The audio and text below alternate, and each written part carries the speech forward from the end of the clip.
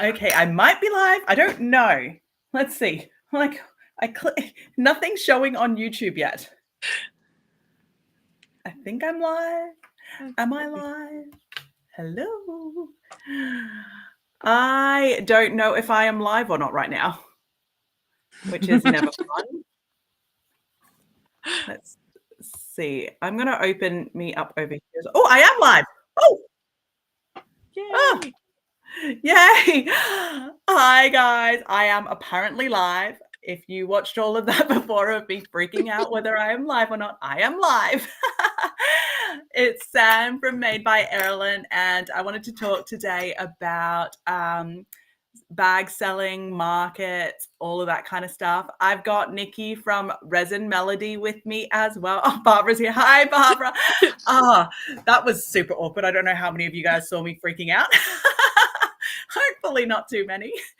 I've got a new streaming software, so I'm trying to learn how to use it. So hopefully it's not too bad. I think there's a slight delay, but I've got it set up so all of your comments show up on the screen as well. So I mean, I hope you guys think about this before you type stuff on the internet, but whatever you type is going to be on the videos forever, I think.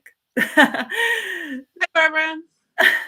So I'm really excited. So we wanted to talk about markets. I got Nikki on here, first of all, because she finished Thanksgiving early. So to anyone from the US joining us, happy Thanksgiving. Obviously, I'm not from the US, so I don't celebrate Thanksgiving. I've never celebrated Thanksgiving. I don't know much about it. Actually, that's a lie. My sister, my stepsister, half sister, she lived in the US for a lot of years. Her kids, so my niece and nephew, are, I guess, considered American. They live in Australia now, but they have American passports. So I guess they're American. And we did do turkey at their house one year. So we kind of did Thanksgiving once. So Really was that. It's just the food. But maybe we should start with that. Should we say something that we're thankful for this year? I guess I should probably start with that. So I guess I'm thankful for you guys. I'm thankful for Sophisticated Craft, the community that Jassie's built there, really. I've met so many friends there, and I know I've had people say in the past in comments, like, I don't know if I should comment or message you directly. Please do. Anyone that I've spoken to in those bag communities, you guys are friends to me now. So message me whenever. Yes. So I am thankful for you guys and all the friends that I've made through sewing. Yeah. Yeah. Yeah. Pretty much, yeah, what she said. Ditto. Ditto. Ditto. No, really, like, I remember, so I was one of those geeky, nerdy people that DM Sam, like, hey, let's hope this is not weird, but I'm DMing you instead of sticking with comments. Yeah, and here we are in live. This is our second one together. I mean, the first one was a group one with Jassie and Jen as well through Sophisticated Craft Design. So, yeah, it's definitely the bag making community. Oh my goodness, so many supportive people, so many amazing people, from shop owners to peers to customers to everyone. Love it. Yeah. Definitely. Positivity is amazing. Yeah. And Nissa's joined us as well. Hi, Nissa. Thank you for joining us. So Barbara's from Melbourne. Yeah. I'm so excited. I am new to the Australian sewing community. Like, I mean, I'm new to sewing in general. So, like, actually seeing Aussies on here with me is super exciting for me, to be honest. I've always felt like a bit of an odd duck. So I'm really excited to see Aussies here. But so back to bag making and selling, which is why I guess you guys are here watching me, because I'm sure you're not just here to see me. But I thought I'd invite Nikki on quickly. This was a very last minute decision we decided to do. Obviously, with Thanksgiving, I didn't know how Nikki was going to feel. But so I've been selling now for just over a year. So Oh, Nissa's in air conditioning. I have no air conditioning on at the moment. I mean, we shouldn't even talk to Nikki. Nikki's from Florida, so she understands heat too. I'm It's like, how are muggy you here today, surviving? Nikki. Oh, it is bad today, but our house, and this is on me, we've just gone on to like solar panels and batteries. And at the same time, I've signed us onto this weird like electricity company. And today they've decided that if you use power from the grid, they're going to charge you like ridiculous amount. So I'm like, I'm just going to sit here and sweat my butt off. Like that's just what's happening now. I mean, do what you got to do, but Yeah. So if you see me reaching for my water bottle more often, that's why I'm dying. But yeah, I got distracted by that air conditioning comment. So the reason I asked Nikki to be here, so I've been selling for about a year now, so I'm still really new to it. But Nikki is even newer. So Nikki has just decided in the last month-ish to start selling. So I thought if I grab Nikki on, there'll be a little bit more banter, a little bit more chatting, and not just me talking to you guys. And let's be honest, every time I've done a live, Nikki has like gone crazy in the comments anyway. So I'm like, I'll just get her on here so you guys can see the reactions of what I have to deal with. what you have to deal with. Yeah. You'll just get a more immediate response rather than the time it takes me to type it out. Oh, Jassie's here. Hi, Jassie. And Milena's joined us. Hi. Hi, It's Milena. like, what, almost 1 o'clock in the morning in the UK. So thank you for joining us. Oh, how exciting. She can't actually hear us talking right now. So her little girl's just fallen asleep. So she's lip reading. Oh, I'm like, my phone is going crazy at the moment. If you see me looking to the side, I'm not trying to be rude. It's for whatever reason, people are messaging me. And I don't have friends. Like, let's be real here. I don't have friends. People don't message me. So what you just said was a lie. Well, all the friends I have are here right now. So like, why is someone messaging me? I don't understand. No, actually, it's super exciting. The people messaging me at the moment. So that's one of the things I'll probably talk about a little bit today. My bags are going into a consignment store. The consignment store is opening next week. I just went in this morning to go see it. And so I posted a photo on my socials. So it's kind of blowing up a little bit. When I say it's blowing up, I've gotten like 2-3 comments and a couple of messages. Like that to me is blowing up. Okay. I'm not used to, whoa, Sam's here. So Barbara's also just said that she's bought the cost calculator this morning. So she's excited to use it. I will touch on the cost calculator. I have a confession to make. I only just downloaded it last night. So I have been involved with Jassie. I've been really lucky. Jassie's had me involved right from the start. And when I say the start, like this is months in the making. Like this bag cost calculator, Jassie and I have been talking about costing for a year and a bit. The calculator's been months in the working, and brainstorming it's been since the beginning of the year, and actually starting it has been months. So I've been involved some of the earlier adaptations and we've been working on it. So I've been doing that. But the actual final one, I only actually looked at it last night. So that's a bit embarrassing, but I know what's happening in it and it looks amazing. I'm super excited. I've been keying things in like, So I'm really excited because the one that we thought was going to be released, I say we, like I have anything to do with it. It's not me. It's all Jassie. But the one that we thought we were going to release compared to what's come out has changed a fair bit thanks to the testers. The testers of this calculator has been so amazing. They've brought up so many like really cool valid points, and like what's been brought out is like, because Nikki, you've seen one of the first few adaptations too. Like it is leaps and bounds. It's amazing. It's so exciting. Yeah. Definitely. Yeah, many beta versions, Jassie. There really was. There were so many versions, and it was really crazy to see how far it's come. When we first started talking about costing, and that's something we'll talk about So we may as well start talking about it now, costing. Yeah. I know when I first started selling bags, and like you'll see in all of the bag groups like CBM and all of those big ones that people talk about cost times 3.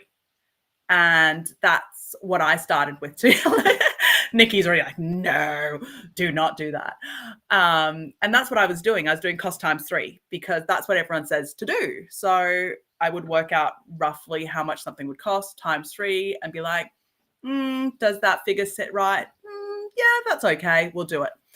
And that worked good for some of them until I think it was the Travelnizer. I think it actually was the Travelnizer that came out. And I was like, why am I doing this? Because cost times 3 on a Travelnizer meant that I was getting paid like $5 an hour, maybe not even.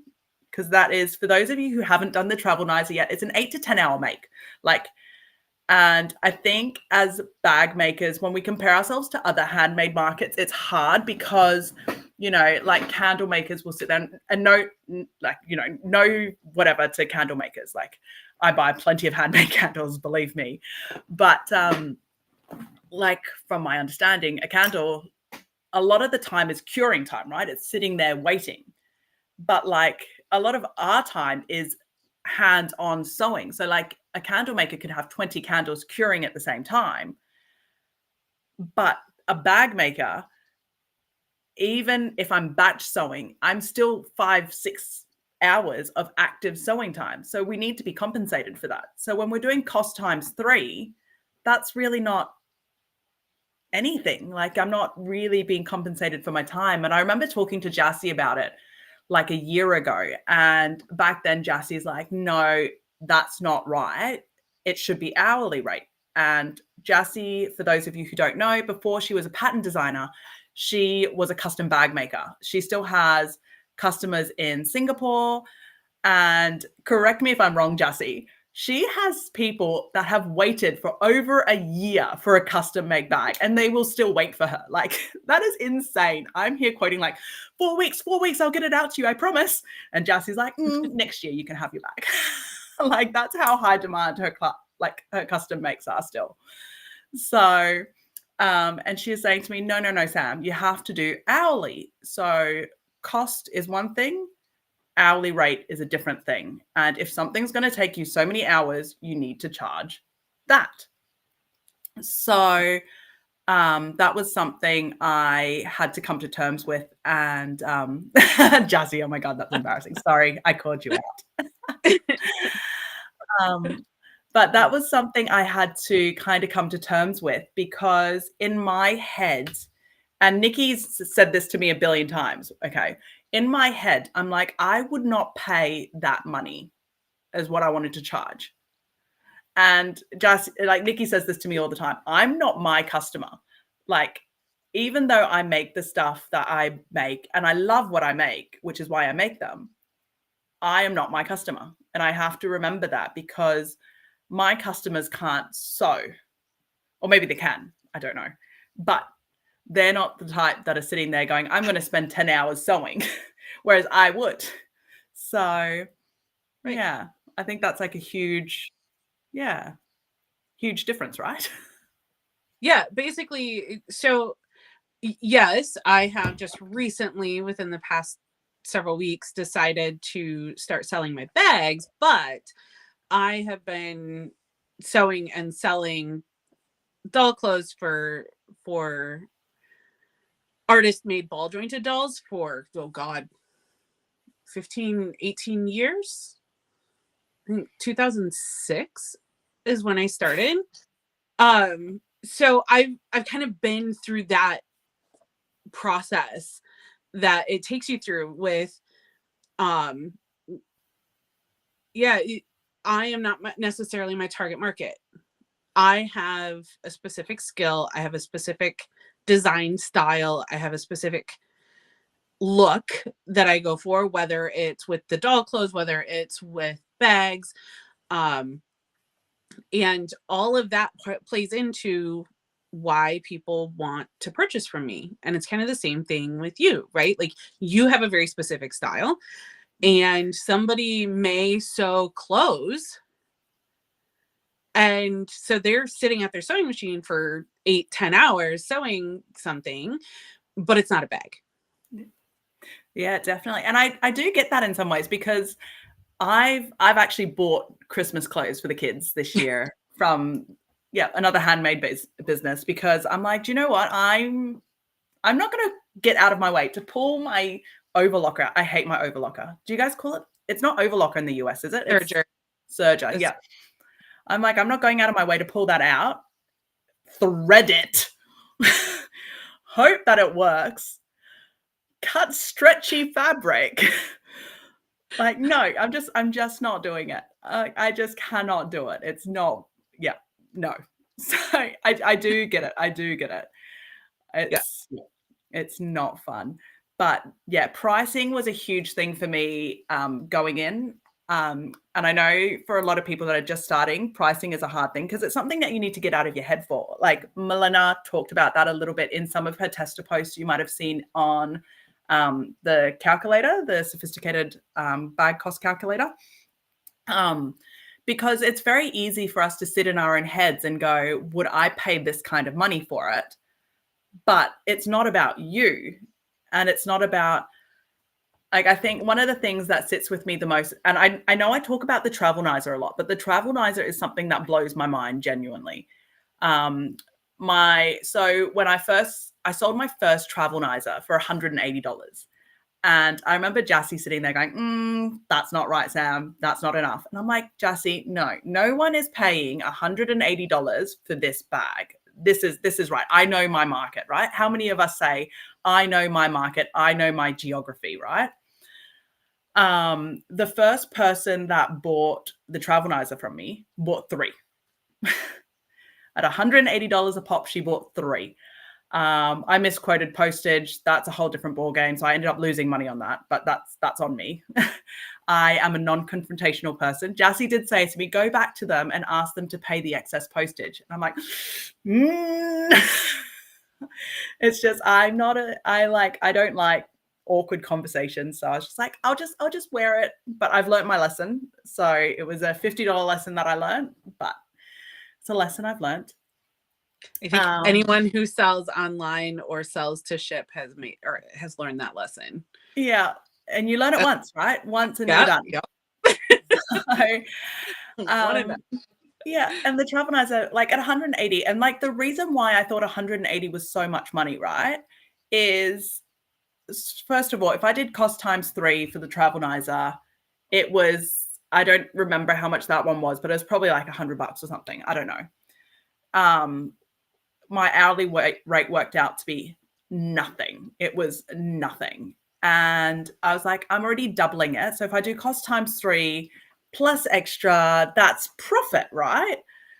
No, it was not. I was underchanging myself, but I liked sewing them and it's a lesson learned. But the reason why I thought 180 was already too much is, for those who don't know the Travelnizer, I assume most of you know it, but it's a hanging bag. So it's one of those toiletry bags that you hang behind your door. It opens up, there's 4 compartments, but you can buy bags like that off Temu, off, like, we've got Kmart here in Australia. Target's expensive for us in Australia. So I know Target's like a cheaper one for you guys, but Target's expensive. Kmart's our cheap one. So you can probably buy something like that off Temu for like $20, $30. Kmart, you're probably paying $50. I know they're not like handcrafted, obviously. They're probably boring and plain, but it does the same thing. So in my mind, I'm like, why would someone pay 4 times the price for this bag? And obviously I was wrong because people did buy it. And later on, when I was reflecting on it and I was thinking about it, do you know what? One of the first toiletries bag I bought for traveling didn't even have 4 compartments. It was one of those hanging ones. It only had 2 compartments. It was, I don't know if you guys have Kate Spade in the US. So it was a Kate Spade toiletries bag. And I paid $220 for it. And I was 18 at the time. So I'm like, I was my target market. I did used to pay those prices. Like, and Kate Spade at the time, I don't know if it is a brand name now, but like it's still just it's a bag it's not really a brand name. Like I wouldn't go around and be like, oh, look at me and my Kate Spade bag. And I happily paid $220 for it because it was black and it had a giant pink bow and I liked those colors. And I had disposable income back then before kids. That part too. Yeah. So like that made me think, okay, I was wrong. And since I sold my first Travelnizer, my price has gone up. Obviously, the market's changed around the world. I mean, we all know we're not talking politics, but economy is not great everywhere. And I realized if I'm spending 10 hours in front of a sewing machine, that's 10 hours I'm not spending with my kids. The costs have already gone up. Like if I don't increase my costs because I'm so worried about getting that one sale, is it worth my time? Or am I better off just making 20 tiny little pouches and be done with it? You know? So I went back and looked at what Jassy was saying, cost plus hours, and then worked it out that way. And I was like, do you know what? Jassy has a point. Maybe Jassy's not full of it. She might actually have some reasoning behind here.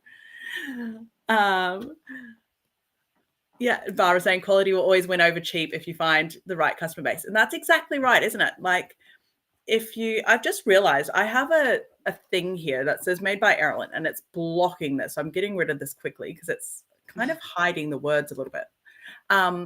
But yeah, that's so totally right. It's quality, and that's where I've gotten really lucky. I think if you look at my socials, I don't actually have that many followers. I haven't looked lately, but I think I maybe have like 500 followers on Facebook and Instagram each. But the customers that I have and the followers that I have, they're all really loyal, beautiful people. I've been really lucky with customers. I've somehow drawn customers that are exactly like me. But in some ways, that's been a choice for me. My sister runs her own business as well. She does a teeth whitening and mouth guard business. Before I started Bag, she asked me to help her with social media marketing. For those of you who don't know, which I don't know how many of you do know me actually that well, but before, in a whole different lifetime, I was a real estate agent, a real estate sales agent. So marketing has always been what I do. My mum's a real estate sales agent. My dad used to be a custom golf club maker. He was #1 golf club maker in the world once upon a time. Before that, he was the Far East marketing coordinator for a German dental company. So like marketing has just been a part of my life, really. So my sister asked me to help her with marketing for hers, and she hated my marketing. She's like, Sam, you're too wordy. I'm like, no, really? You think I would talk too much? Never. But that was one thing that I did right from the start with mine, because I wanted to draw people that were like me. So I never hid who I was online. I never changed how I talk. So how I talk on my social media posts is how I talk in real life. It's how I talk in my comments. And I think because of that, I've drawn out people that are really similar to me. And because of that, it makes it so much easier, especially when we're talking custom makes too, because we're all choosing things. And I'm like, oh, what do you think about this? What do you think about this? And that's what I've had to work with. So Barbara's saying social media is really hard. It is. Social media is really hard. I've spoken to Nikki about this. I think I've gotten lucky, really. No, I'm laughing. Okay, so you talk about your background. My background is in multimedia and web design. I've done social media marketing for companies. I have marketing. I've been a marketing director for a manufacturing company.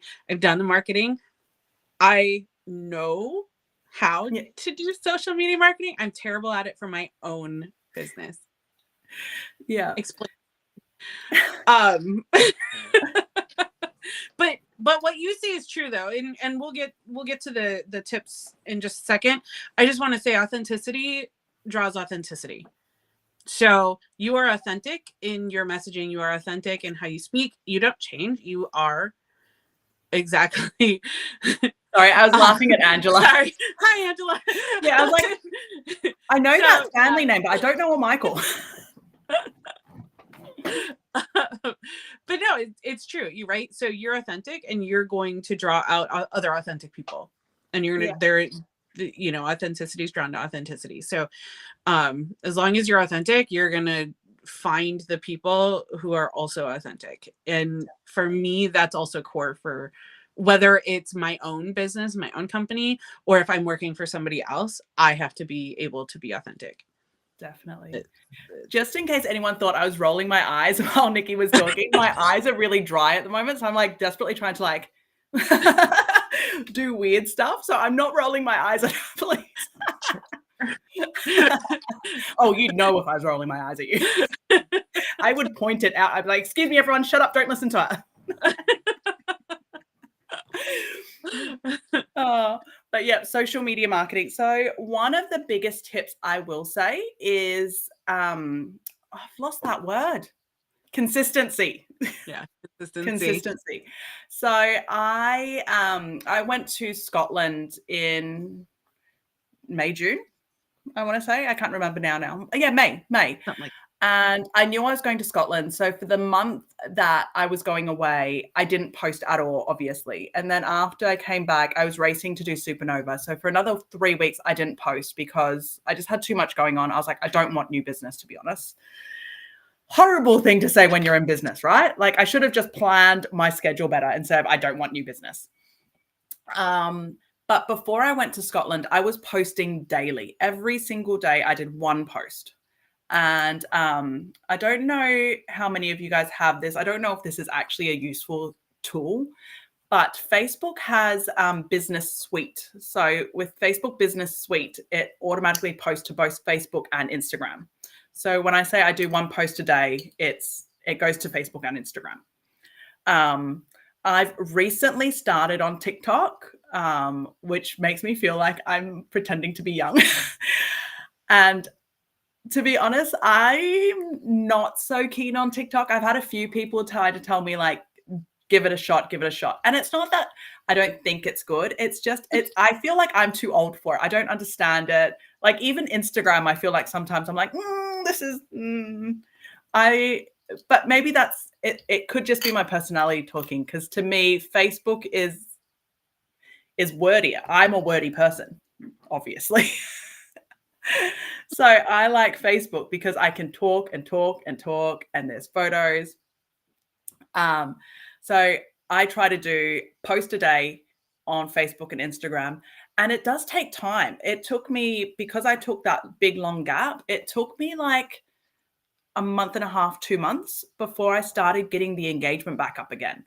The engagement doesn't necessarily lead to sales straight away. I don't pay for Facebook marketing. My sister did for a while with her teeth whitening business, and I found that it doesn't really work. For me anyway, it's never seemed to generate business. It brings out the scammers. So they turn around and tell you, oh, we've gotten you this much business. No, you haven't. You've gotten me nothing. Yeah, Barbara, scheduling. I need to start doing that. I don't schedule posts. I've told Nikki this. So Nikki kind of knows my schedule a little bit. So I wake up when the kids wake up and I lie in bed until my brain wakes up.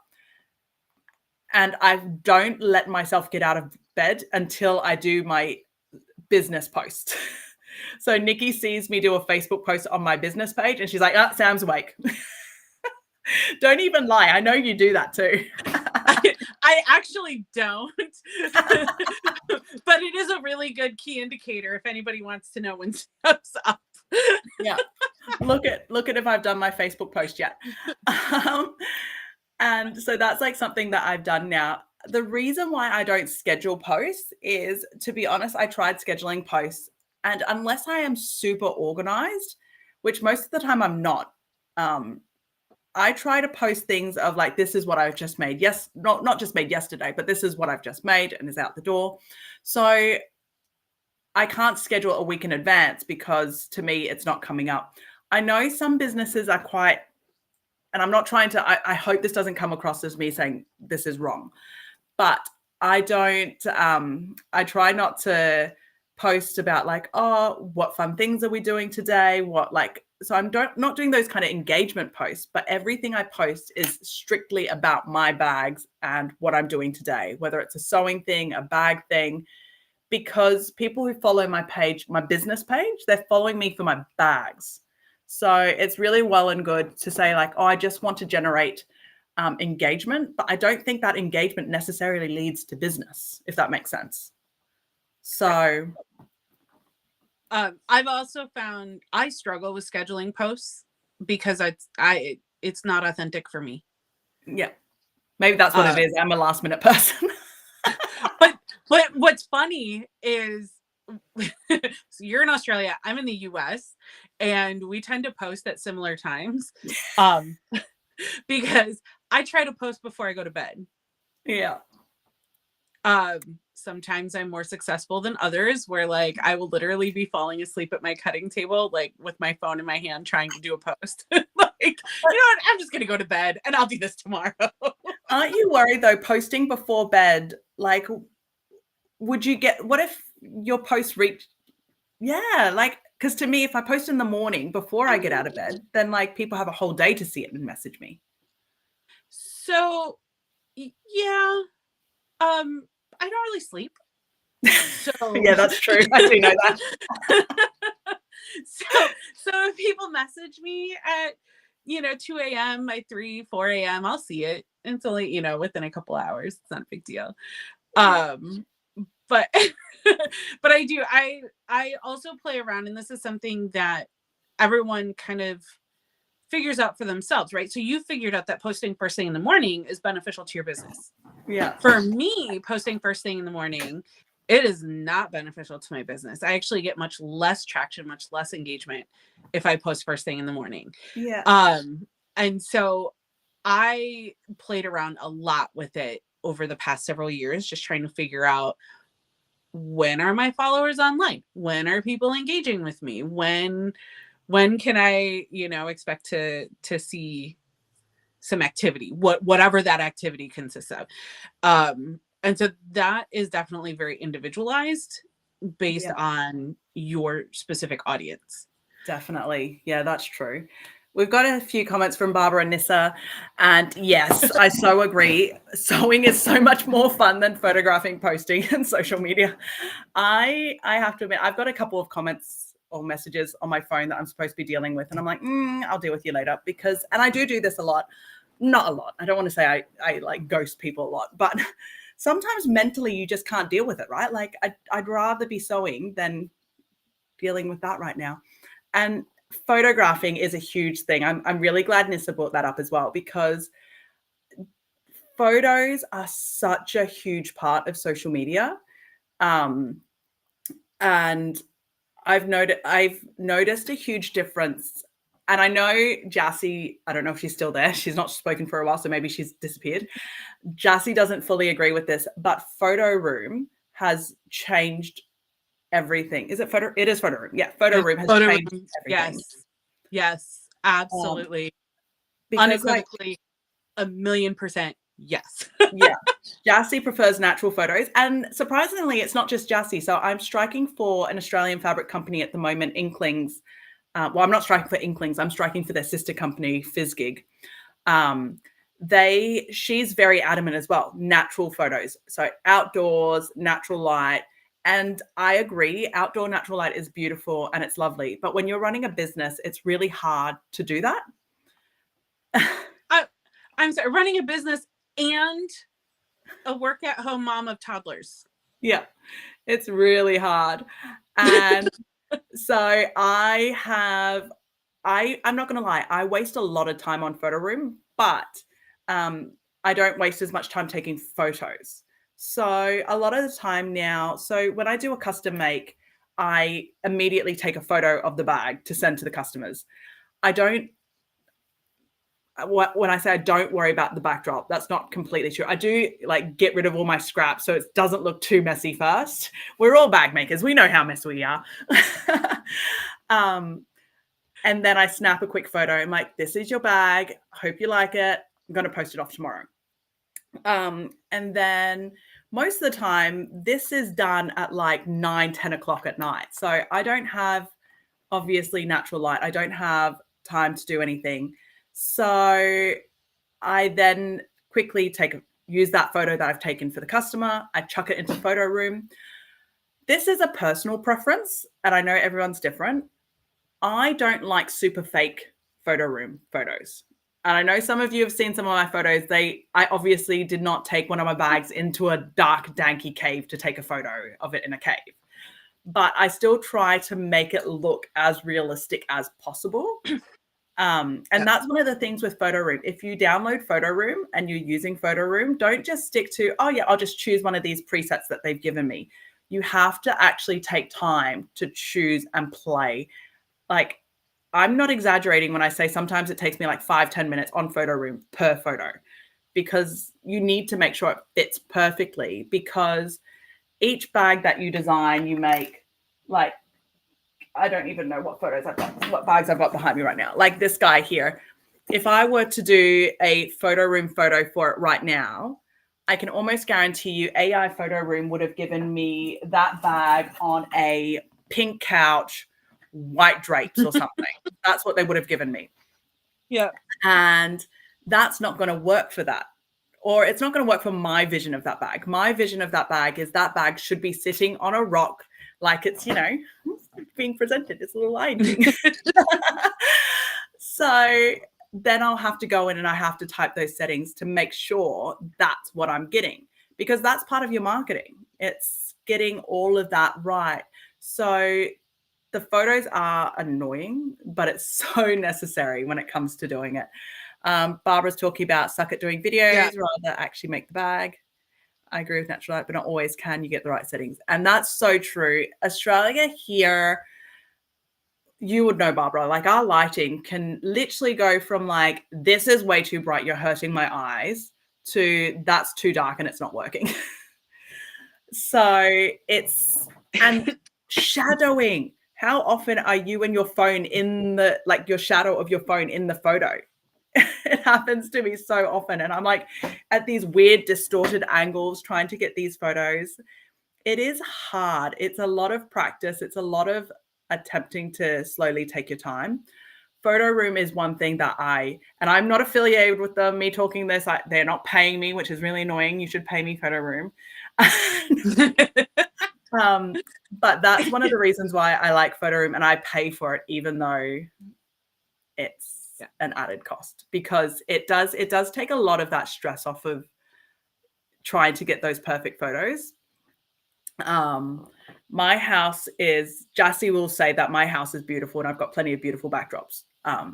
But I don't like it. I don't think I've got enough backdrops. There's only certain places I can work at certain times of the day.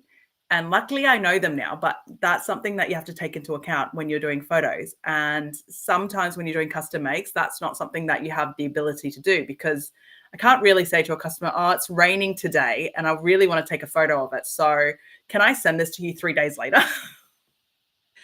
Well, and you talk about editing photos. Let me tell you, I also use Photoshop Express.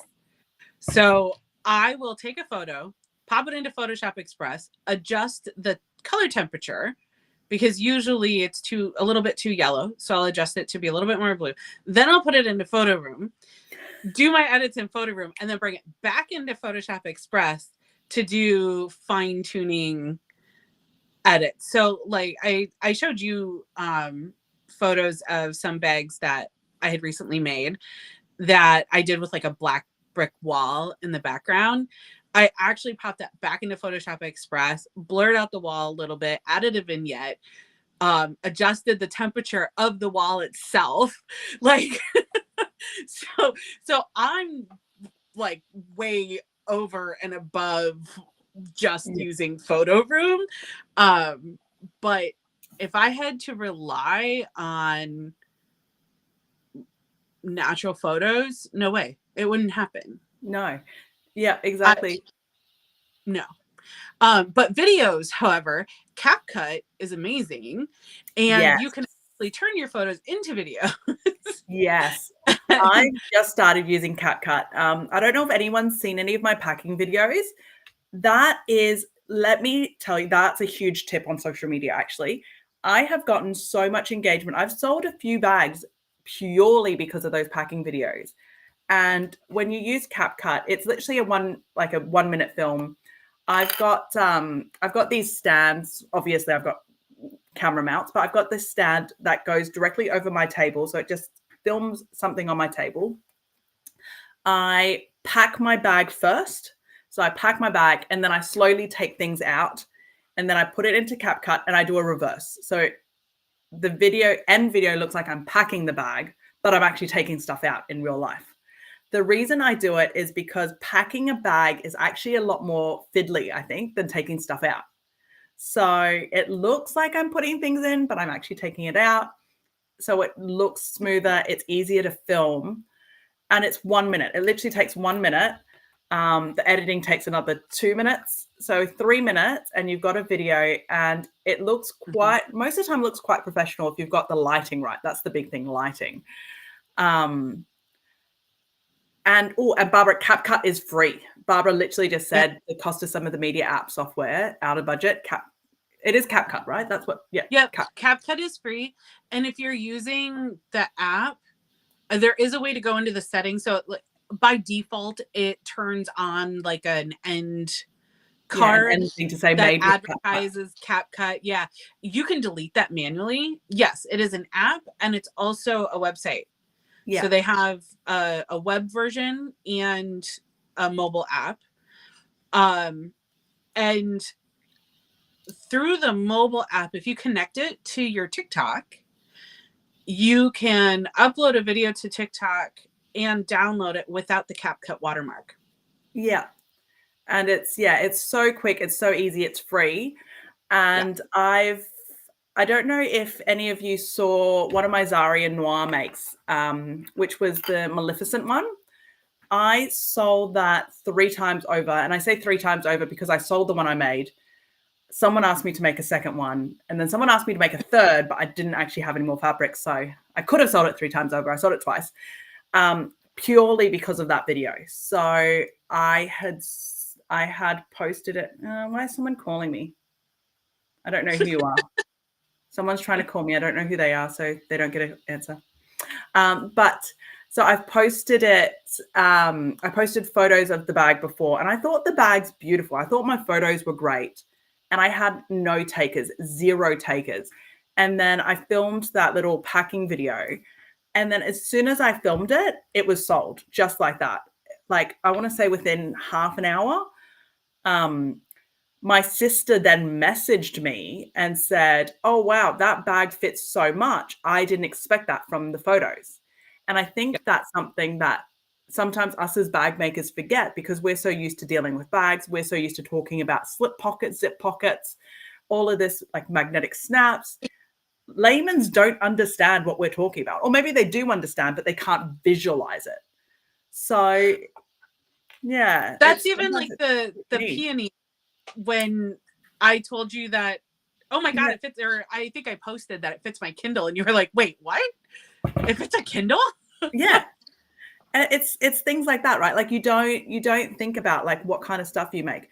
My biggest one was I did a packing video for the Pandora Allures, these guys behind me.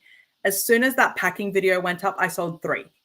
So 3 of them straight away, and they're expensive. So sorry, I shouldn't call my own bags expensive, should I? But they're like one of the most expensive makes I sell is my Pandora Allures. And I sold 3 straight away because when you look at it, like that doesn't look like a huge bag, but I can fit a whole day's worth of stuff in there for my toddlers, like not just me. So definitely. Yes, definitely, Nessa, do videos. Not all the time. Videos on Facebook especially hit differently than posts. So when I said before that I do a post a day, my videos don't count towards that post a day. Okay, so do videos, yes, but do not let them replace your post a day if you're going to be doing post a day. Videos, they sometimes go through reels, they sometimes come through as a post, but the videos never come up as often as posts do. That's something that I didn't mention before when we were talking about posts. Always have a photo. Don't just post words. No one reads words, even though I'm wordy. No one reads just words. You have to have a photo. I try to always keep it business related, me related. Just always have a photo, some sort of photo. It doesn't have to be a lot. But yes, you need a photo. My biggest market is online. So my biggest thing is online. I do spend some money on marketing sometimes, but I choose how I spend my money. So at the moment, my biggest generator has been from a Facebook group. So there's a Facebook group that I'm part of that is Aussie Disney fans. And that's not the name of the group, but it's a group for Disney fans. And so they're literally my target market, right? Because what my bags are, sorry, I'm like trying to readjust to get comfy. What my target market is adult geeks. So I call my makes geek chic. So it's literally, it annoys me because so many people at markets come up and like, oh, this is a cute little kid's bag. It's not for kids, it's for adults. But anyway, I get that was way too aggressive, but that's how it is, right? Like it's very easy for people that aren't my style to think, oh, this is a kid's bag. It's not. It's an adult bag. It's for adults who are geeks, and they still want to embrace that inner child, right? And so I found this group, and it's exactly my target market. And one day they said, hey, we are looking to generate extra revenue. So we're opening up advertising. You can pay this much money to advertise for a month or whatever. And I did it. I jumped on it. I said, yep, I'll give it a try. And that has blown, like that was my first start to really my online presence and getting me the core group of people I needed. So I know we're talking about spending money and a lot of people don't have the budget, but sometimes I think we need to like look at what's worth spending. And to me, that was the best $50. It was $50. That was the best $50 I made. I've done it again this year. This year I signed up for 3 months and I think they asked for $100 and I'm allowed to post once a week, but I made that $100 back within the first hour of my first post. So it was worth it. It still is worth it. And I think that's what it is. It's knowing your target market so well that when an opportunity arises for you to reach that target market, take it. So that's my biggest one, I think. We wanted to talk a little bit about markets. I know that's how I draw you guys in, and we're 47 minutes in. I haven't talked about a market yet. Because Nikki has applied for 2 markets too. She's about to do her first markets, hopefully.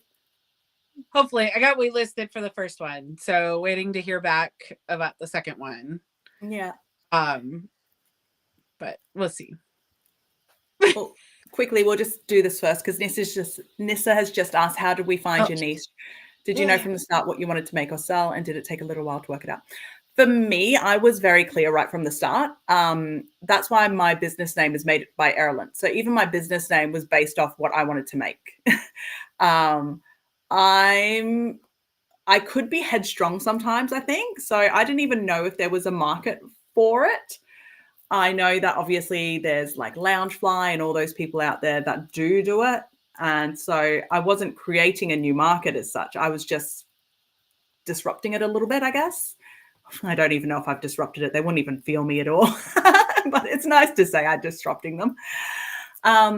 But for me, it was a very easy progression. So I started bag making for myself, and all the fabric I was naturally buying was stuff that I liked. So I bought a lot of Disney fabric. I bought a lot of Lord of the Rings, a lot of Harry Potter, because that's what I liked.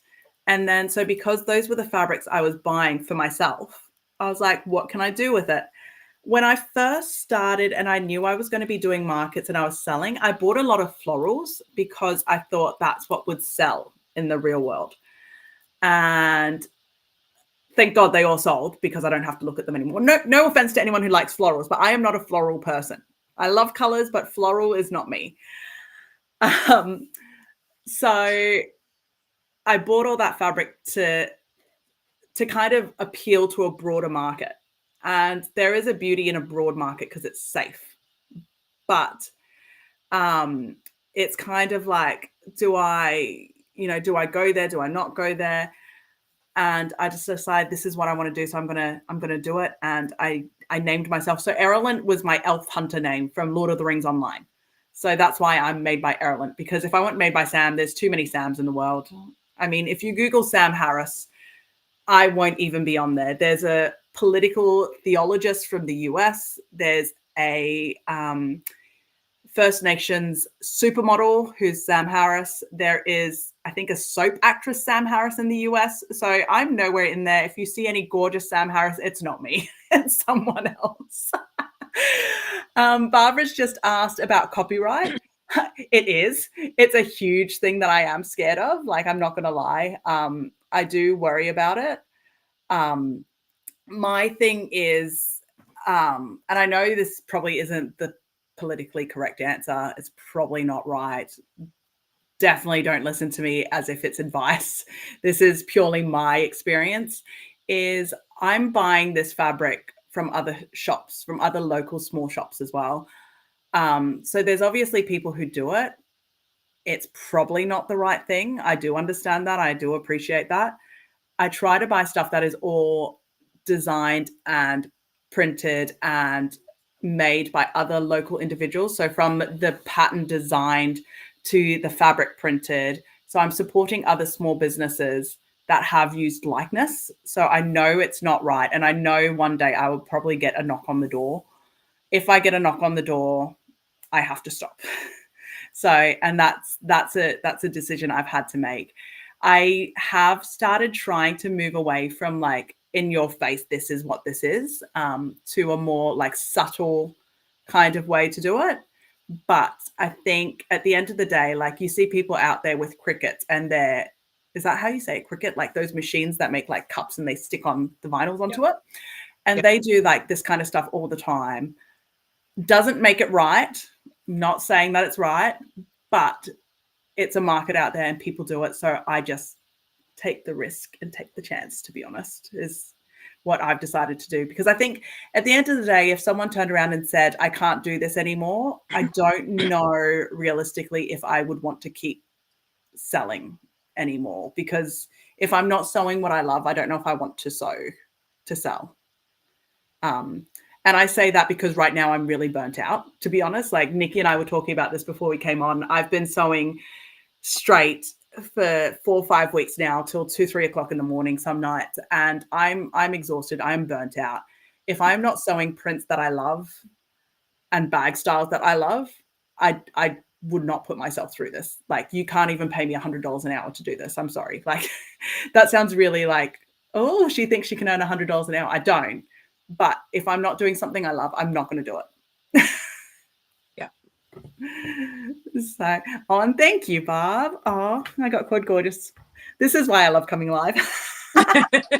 Just throw it out there and fish for a compliment. Compliments are knowing. Yeah, I mean, and my style is like on one hand, our interests are very aligned, but I also like I have a wall hanging of all my vinyls. And so like if I look that way, it's because I'm looking at my prints and it's anime, horror, anime. Not really horror, but like suspense, witchy, that kind of stuff. Bit more gothic, darker. As the same thing, like I have to love what I'm making. I have to love what I'm working with. Yeah, definitely. And yeah, I completely get you, Barbara. It scared me a lot as well when I first heard about it, especially like you'll see in CBM, creative bag making, and some of those bigger bag groups, they really shut you down really quickly if you say you're doing anything with a license or, oh, you're not licensed and you're doing it. But before I started sewing, I was I'm a cloth nappy mum. I don't know why it took me so long to get that out. And one of the companies that I was obsessed with, they did a lot of licensed stuff. They had a lot of licensed prints, but they weren't like the cloth nappies that you see like work from home makers do. They weren't handmade ones. They were still made in China or wherever they were made. I don't know where they were made. And they were sold in small batches and they were huge. But the way that this was done was, I think the owner's partner actually drew these. So they weren't like, oh, I went on and screenshotted this movie and then put it on. It was hand drawn, but to the likeness. Anyway, they got done for copyright. But when they got done for copyright, what had to happen was they got a letter. It was a cease and desist. Yeah. And they had to immediately dump or stock.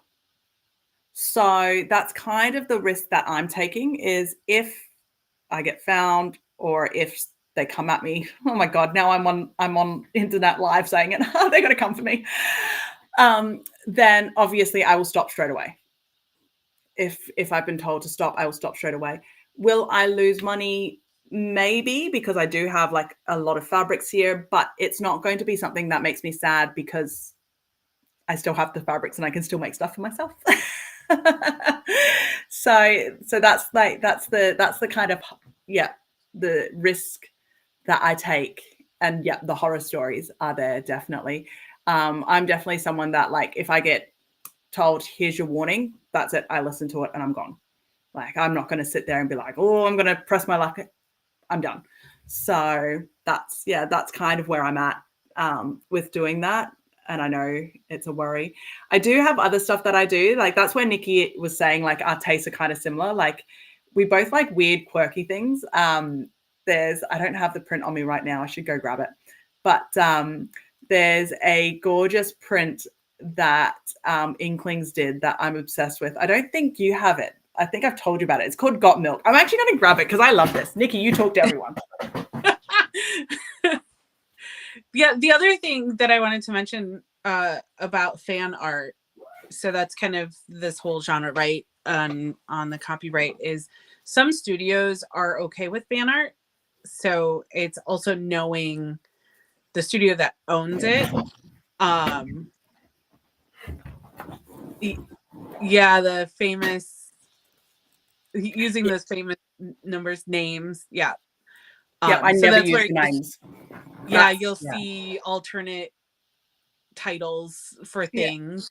And you can kind of, if you buy fabric from fabric shops like that print it, like, so obviously I use a lot of local fabric shops, you will see that none of them name it as the character names. They name it something different. So I tend to use those names that they use as well. So I'm just like, okay, that's the name.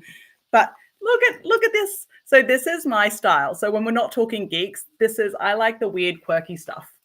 So that one's all folded up and ugly. But look at how cute it is. It's a chocolate cow drinking chocolate milk. It just makes me happy. But yeah, I do a lot of that stuff. The only weirdly, I know I said I don't do florals. I'm gonna call out someone now, but I do one floral, and there is an artist, far north Queensland in Australia, Shanna Trees. She does florals. She hand draws them. They're all watercolorings and they're stunning. And I have all of her florals. If she draws it, I'm buying it. Like, I love it. So if you see a floral print by me that I've ever done a bag from, it's probably Shanna Trees. I'm like, I cannot talk today. But yeah, so that covers that scary side. We've talked legal side. I can't believe we had to talk legal. No, it was a really good question, and it's important to talk about. Yeah, cut it. That never happened. No, but there's things like Has Been Hotel is kind of this quirky anime, darker. It's weird, but they actively encourage fan art. Yeah, and I think that's the hard thing. Like, it's really, because sometimes it's hard to understand the difference between fan art and not. And most of the stuff I try to do fan art. So like, I try to go that it's hand drawn. So I'm supporting more than just, the fabric company. I'm supporting the person who originally designed that seamless, and to try and push that through, right? Back to markets. We are going to talk about markets finally, because I think the markets are really important, because to me that kind of comes back to the pricing as well. So last week I did a market. That's what prompted me to do the live, was my market last weekend. Kind of crazy to think that was only a week ago. I feel like so much has happened this week. Like, that's not even a week ago. That was last Saturday. So I posted a video in Sophisticated Craft Designs on the Facebook page. A lot of people saw it. A lot of people had like really amazing things to say about the setup. So thank you so much. But that made me think, like, maybe I should come on and talk about it a little bit more. I don't do a lot of markets. I don't know if that's surprising to some people or not, but that is the second market I've done this year. So I did Supernova in June, which is our big like Comic-Con kind of event in Sydney. And then that one was my Christmas market that I just did. I've not done any more markets than that. I know there's people that do markets weekly. And the reason I haven't is because of, I know like what we talk about geography a lot when we talk about pricing before, because obviously right now Sophisticated just released their bag cost calculator. I know I talk about it a lot, and this isn't a video about that. So I don't want people to think like, no, that's what I'm talking about. But it's just interesting to see, because you see a lot of comments in the testers posts about, oh, but in my location, in my geography, these prices won't work. This just doesn't work because of my location. And I get that. I do understand that, because where I live on the Central Coast in Australia. So for those of you who don't know, the Central Coast, we're in between Sydney and Newcastle. So we're not a city. I think now we're called a city. I think we've recently decided we're a city. I think recently we've been allowed to build higher than 11 stories. So maybe we are a city now. I don't know. But so yeah, so we're traditionally, we've been a lower cost area. It was people used to live in Sydney. They would retire to the Central Coast. And people who can't afford to live in Sydney, couldn't afford to live in Newcastle, started moving to the Central Coast. So we're not a high income area. We're not a low income area. We're not a high income area. And it was hard. Selling at our markets are hard because people can't afford. I don't want to say people can't afford, because people can afford to do what they want to do. But things are obviously expensive. And when you've got Kmart and those kind of cheap shops around us, that's what we found. Like, that's what I found for markets. So I've always been a bit scared of markets, because I can't see why people would buy our bags. Like this one, you guys saw this bag. I think most of you probably know what design that is.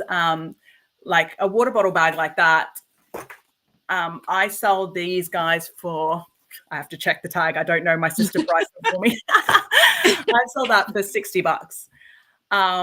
Kmart has exactly that pattern. Obviously not. I hope they've not taken that designer's pattern and sent it to China to reproduce, but they've got one that looks exactly the same at Kmart, and it's $10. Actually, the other day I walked past, it was in the clearance rack for $2. So I will never be able to compete against that. And I can never even attempt to try to compete against that. But a lot of my local market would probably buy from that, right? Because it's available and it does the same thing. Why am I paying so much money? And so that's why I came up with these little guys for my local markets. My local markets, these sell like hotcakes. And when I say sell like hotcakes, I know you guys saw my setup. If you did see my setup, I had one table just dedicated to those pouches, because I was like, I need to try and make my store fee back. My store fee was $100 that day. And I don't know how true this is, but from what I've read from other bag Facebook pages, a lot of people talk about 3 times store fee. So you want to make back whatever your store fee was, you want to make 3 times that.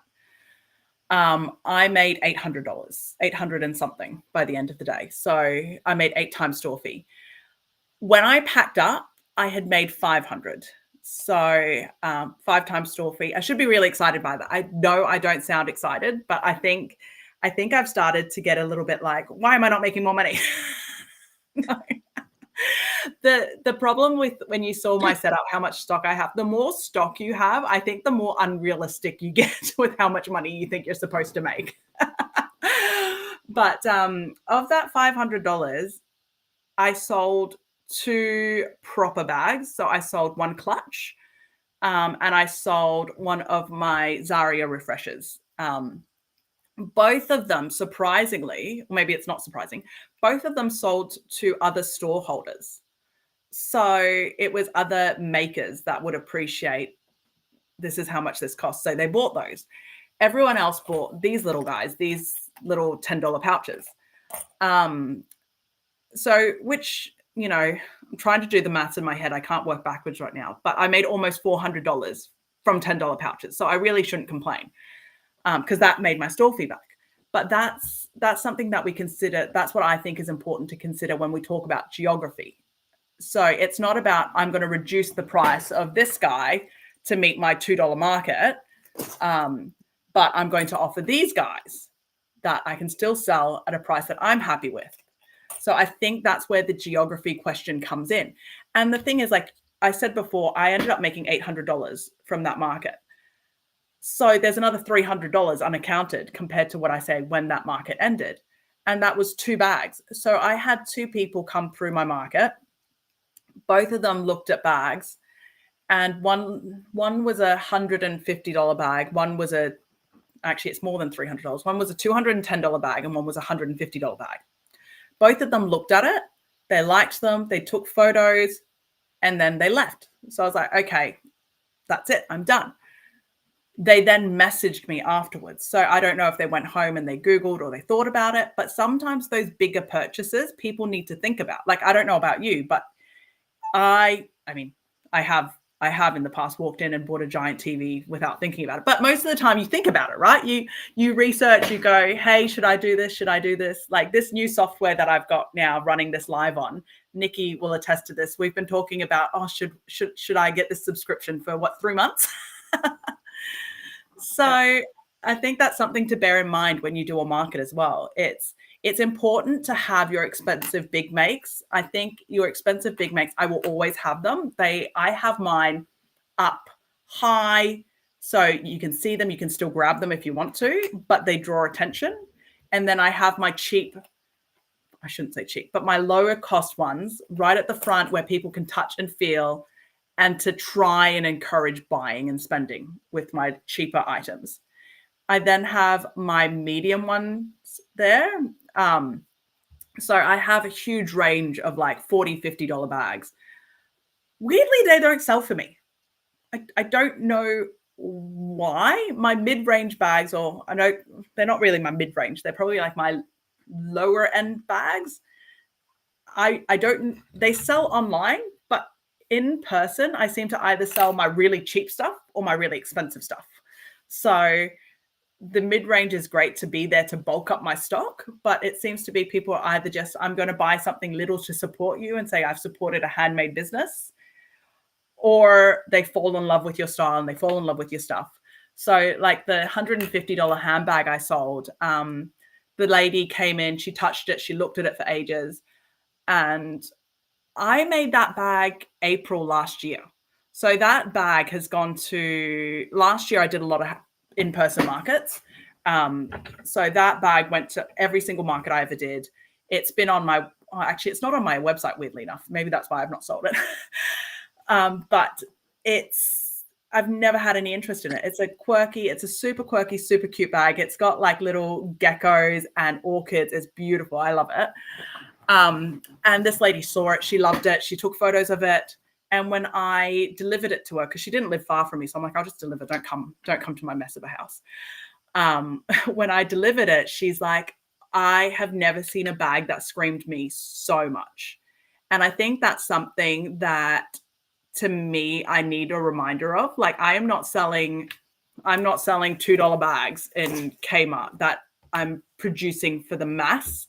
I am making one-of-a-kind items that when you see it, you're like, this is me. I have to have this. So, and I think that's where that pricing goes. And that's where that bag cost calculator really works well as well, because sometimes, and I'm not going to lie, I may have put a slight price increase on one of my Pandora Allures because I don't want to part with it. And I know I shouldn't do that because I've put my emotion into play. I've done that on opposite spectrums as well. There was a bag, Nikki knows about this bag. I hated every second of making that bag.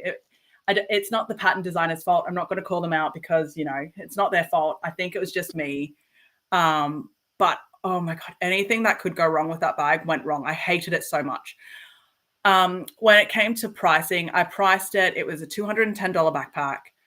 And I priced it using the calculator. I priced it, well, one of the earlier indentations, like I've admitted before, I haven't used the newest one yet, but used the calculator. I did the costs. I did the time.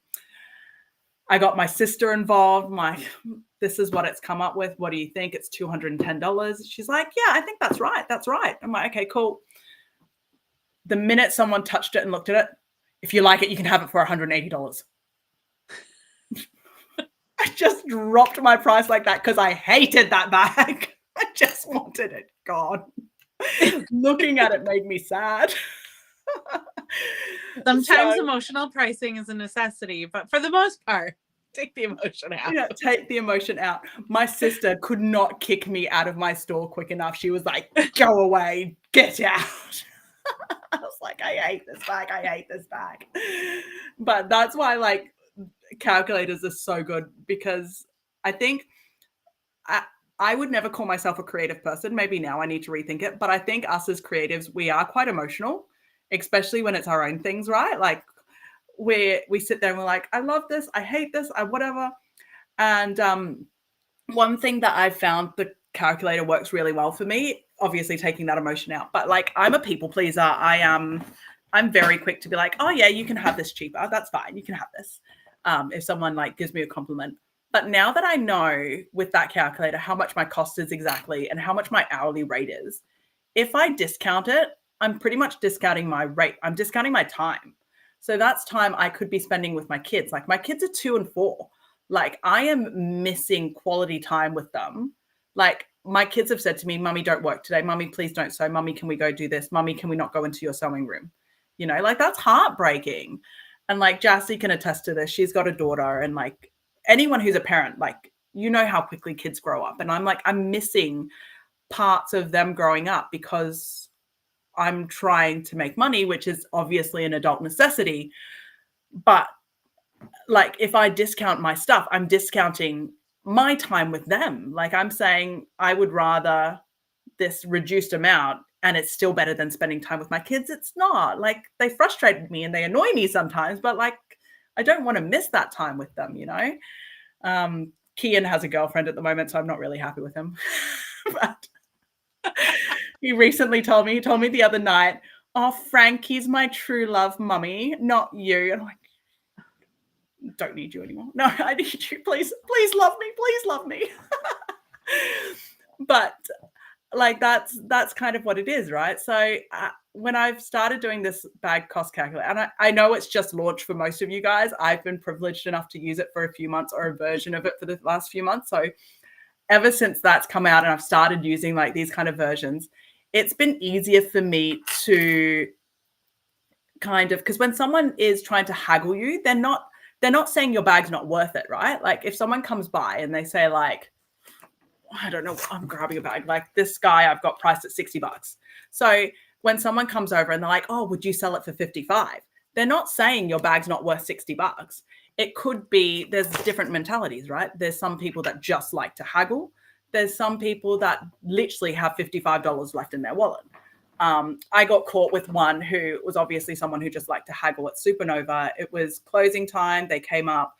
I had a laptop bag there that was priced at $180. They're like, if I give you, I only have $150 left in my wallet. If I give you that, will you sell it? No, I really can't do it.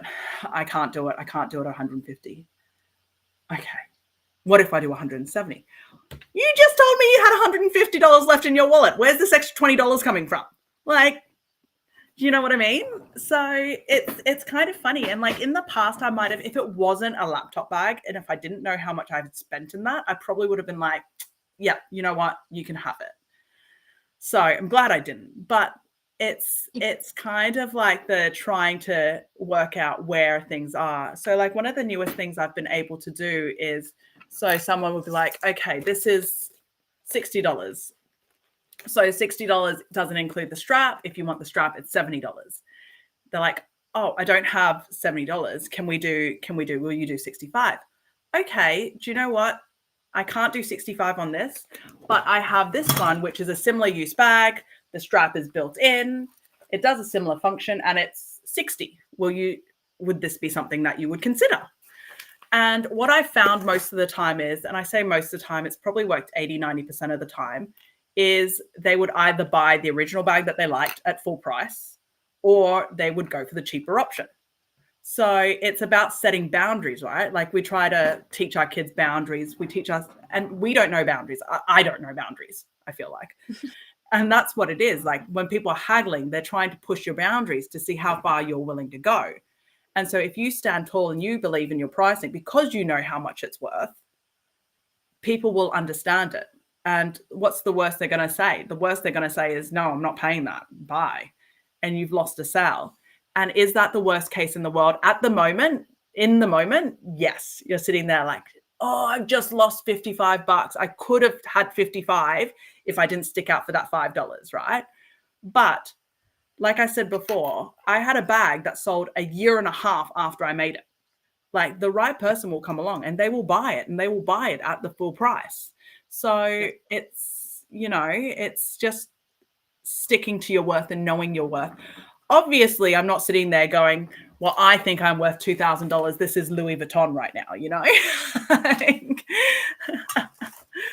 But one thing that I want to touch on, because I think Barbara asked a really good question about a gift with purchase for loyal customers. So there's a gift with purchase just in general, right? So you have maybe one of your higher ticket items, in your case, the Travelnizer or Pandora Lure. Yeah. Do you include a matching pouch? Do you include a matching wrist strap or keychain made out of leftovers? And do you do that for first customer or do you do that for returning loyal customers? I don't tend to. And I hope none of my customers are listening to this right now. But it really depends. A lot of the time it depends on the interactions I've had with them. It depends on a lot of factors. So recently I've gifted out. I don't tend to gift a lot. The reason being is I've recently learnt my value, my cost. It used to be very easy for me to gift these little guys because I know how much they cost me to make. They cost me nothing. Well, not nothing, but like they don't cost a lot. It's literally a little bit of fabric, a zipper, and a zipper pull. So it doesn't cost a lot to make. And I used to be super easy at just throwing them out. Like, here's a gift, here's a gift, here's a gift. But then from the flip side, and this is what my partner Charlie said to me, as a flip side from a customer point of view, right? Like I just spent $100 with this lady and this lady's just given me a $10 pouch for free. So why can't she just give me a 10% discount? I would rather a 10% discount, which is kind of like, it's kind of true. Like I'm like, yeah, I would rather a 10% discount instead of your silly little pouch that I won't use. People are appreciative, don't get me wrong. But at the same time, like there's two sides of that token, right? Because people don't see it as, oh, it only cost you a couple of cents or a couple of dollars, whatever it was. It's a $10 item. So I think that's something, perceived value. And I think that's something that we talk about with scraps as well. Like it's very easy to say, I saw a post earlier today where someone said, oh, I sell these bags for like $15 or whatever. I can't remember what post it was, what bag it was. And then someone's like, that's not worth any time. Like, and they're like, oh, but I just make it from scraps. Scraps is still material. Scraps is still fabric.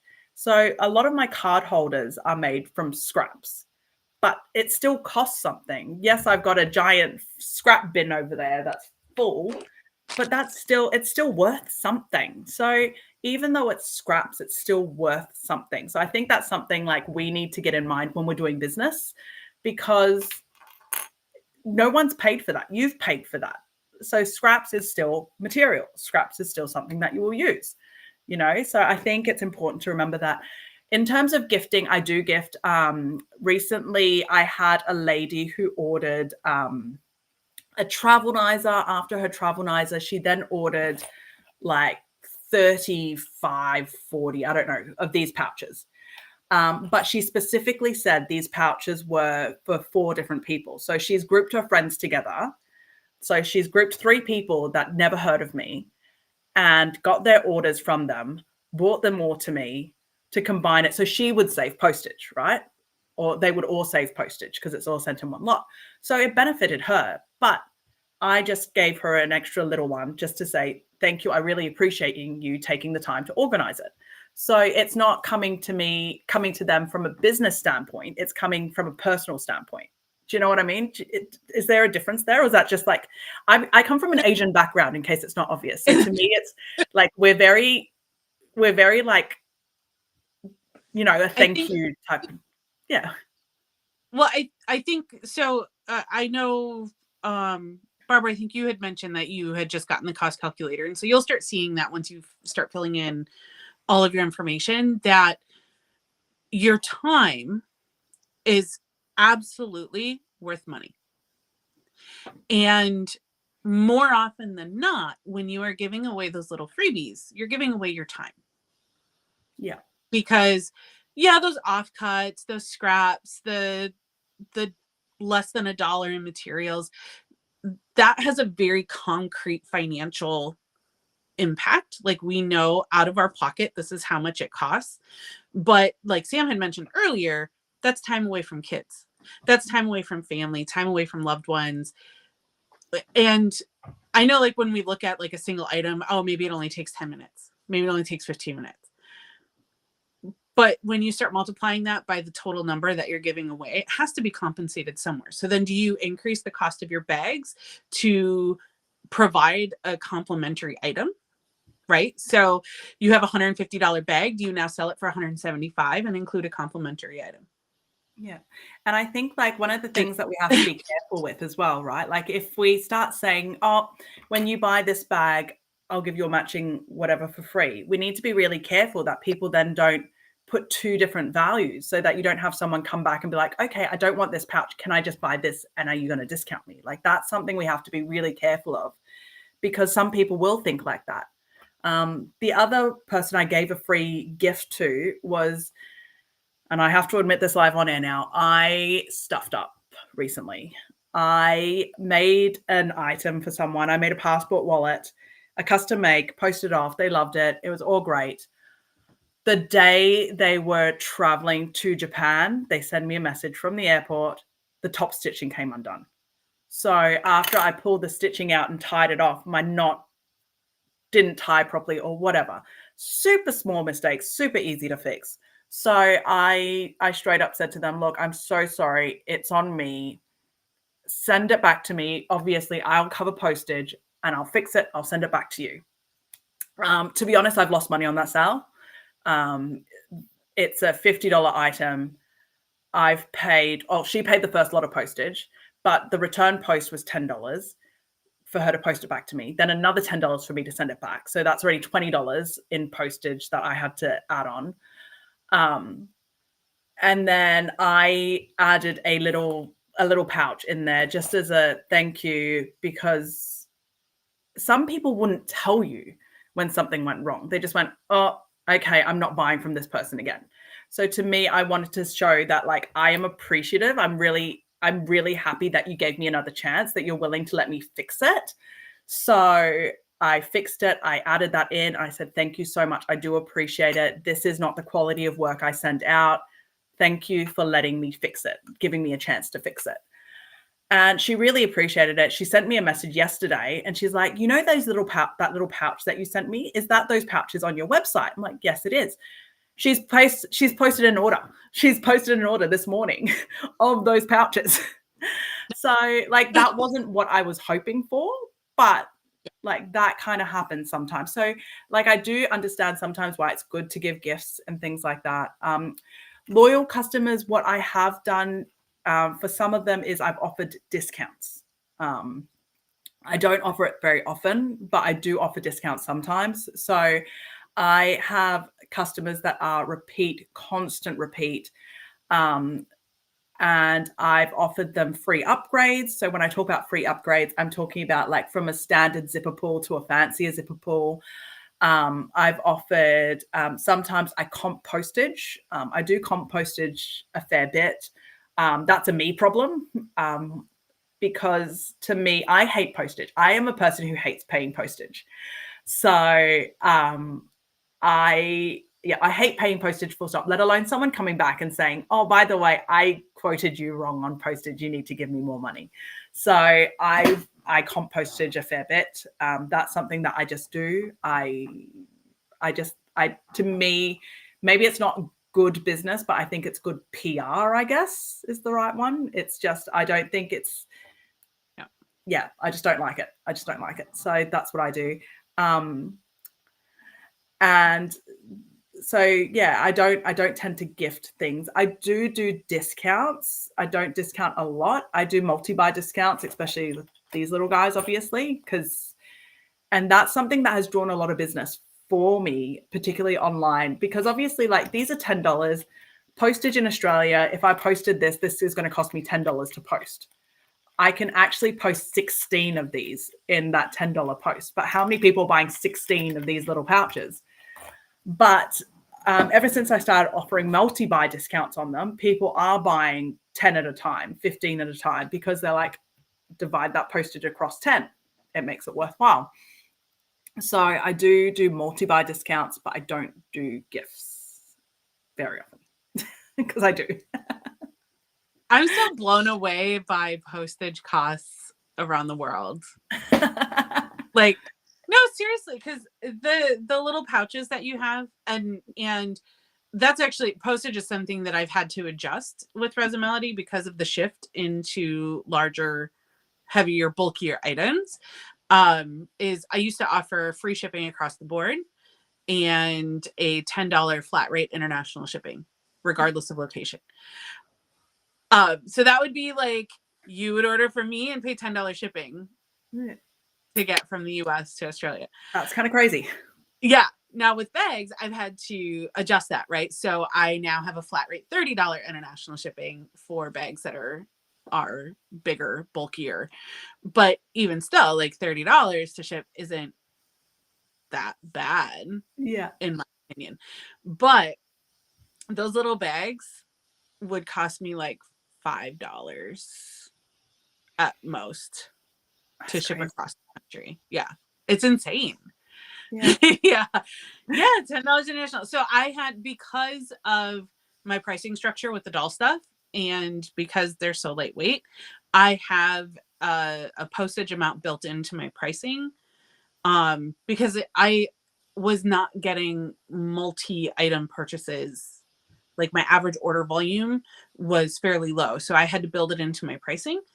And so I just adjusted my international pricing to include whatever that domestic allotment was, plus the $10 equaled out an average of what that international postage was. So, that makes sense. And Jassie's just brought up a really cool thing with custom bag making as well, is having your options, your base pricing, and then your add-ons too. That's definitely something I've done a few times, especially, I don't know if anyone's seen, I had like a peony recently that I made 5 for this lady. And my bad, I didn't charge her extra. I'll show you guys what I was talking about. So it's these little magnets. So I've got these little magnets. I don't know how well you can see it, but like she had these little magnets added on. So they're not cheap. And at the time I didn't think anything of it. I'm like, oh, you're ordering 5. I'll just do it. Shouldn't have put that into the bag cost calculator. I should not have used the calculator on that, because it's been 2 weeks since I delivered that order and I'm still sitting here like, Sam. But I do the base, and the personalization and customization is definitely something. So for me, a lot of what I obviously retail, it's different, like what I make on tester bags and whatever that I put up for retail. But again, I'm bringing this bag over because it's the closest to me. Like if I, sorry, that's Padfoot. Charlie, my partner, just came home and he didn't realize it was Charlie, so he's having a little heart attack. Padfoot, it's fine. It's fine. Sorry. No, he disagrees. Yeah, he's like, no, it is not fine. No. But I don't know how well you can see it. So these are like my standard zippers. So there's nothing wrong with them. It's just a standard little zipper. So with these kind of bags, these are one of my base bags, right? You get one zipper and you get a standard zipper. If you wanted a fancier zipper, I have my fancy zipper upgrades. So that's something I communicate in a message. And most of my bags come with one fancy zipper. I call it fancy zippers. I don't know what else to call them. I call them fancy. And so if you get a fancy zipper, you get one. Well, most of my bags come with one. And then I do say, look, I can give you more character zippers or more fancy zippers if you'd like. Otherwise, this is what is standard. If you want to upgrade, we can do upgrades and we do options. But this is how much this costs. So that's something that we do. Weirdly, I also have a base minus. So I know Jassy doesn't talk about this a lot. Jassy and I had this conversation recently. She's not happy with me because the first refresh I sold it including the strap. And Jassy's like, no, strap is an add-on. Strap is an add-on. But I did it another way. I actually did straps included in bags and then minus if you take the strap away. Jassy's like, no. That's not how you do it. Those are add-ons. You don't take costs away. So that's something to bear in mind and think about as well, because I hate straps. Let me tell you, I hate straps. Straps are the most, when you use that bag cost calculator, if anyone gets it and you try using it, maybe it's just me. Straps cost the most. Straps are the most costing thing, apart from labor, obviously. Maybe not the most, but when you think about a strap, right, you've got a tri-glide, you've got 2 swivel hooks, and then you've got webbing.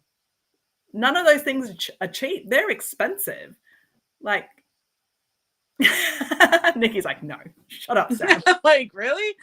I actually agree with your cost reduction. Yeah.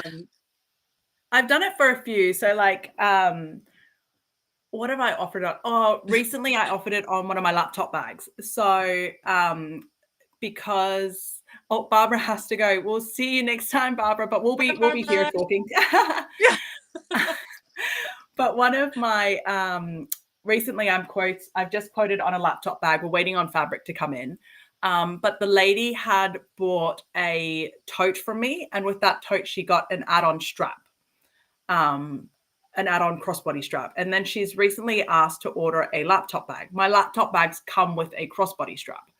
And I actually said to her, you've already got a strap that I've made you. It's going to be the same color because you just want black and gold anyway. So it's the same strap. Do you really want a second strap? Or if you don't, I'm happy to take $10 off the price because that's how much they cost me. And we'll be done with it. And she was like, yeah, no, that's cool. That's really awesome. She then added another bag because now she had an extra $10. So an extra $10 that she saved there meant she could spend another $50. But yeah, see, Nissa gets me. Straps cost $10 a bag. See, maybe you guys have it good in the US and your straps don't cost as much. Straps are expensive. I admittedly need to put them through the cost calculator.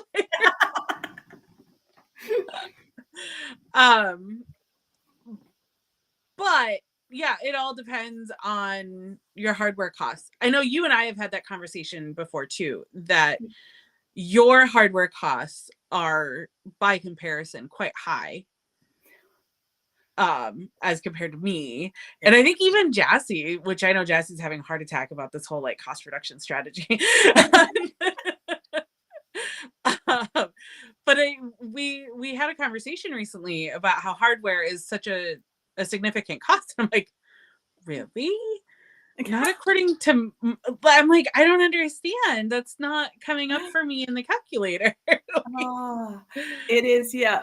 And like, I don't know, maybe I do a lot of fancier stuff as well. Like, I've recently started trying to shop in the US. There's a few hardware shops and fabric shops in the US at the moment that are they're trying hard to get my money. I'm telling you, Nikki, seriously.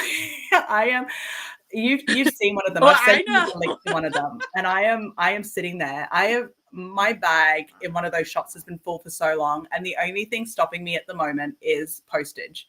So I haven't converted it to US to Australian dollars from US yet because I'm too scared to. But there is a shopping trolley that has a couple of rolls of vinyl and like some zipper pulls sitting there with my name on it.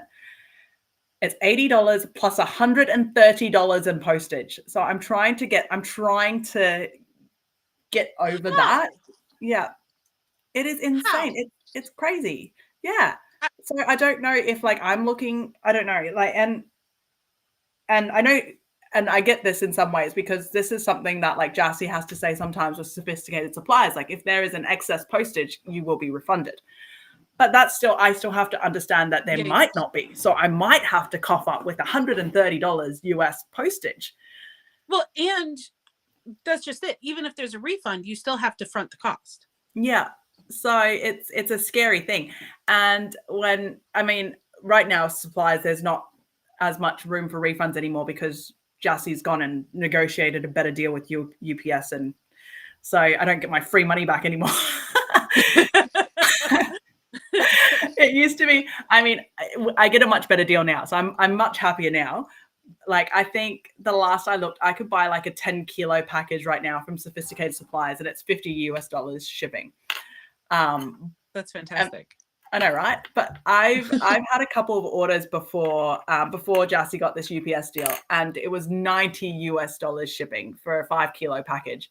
And then I would get a refund. And I felt like I was getting free money. Like, let me tell you, I know it was $90, and then I would get like, she's refunded me like, there's been a couple of orders where I think she's refunded me like 50, $60. And I'm sitting there like, woo, free money, yay! I remember it had to have been about a year ago, right? Yeah. You had gotten a refund and then it was like 2 days later, once it got picked up or something, she sent you more money.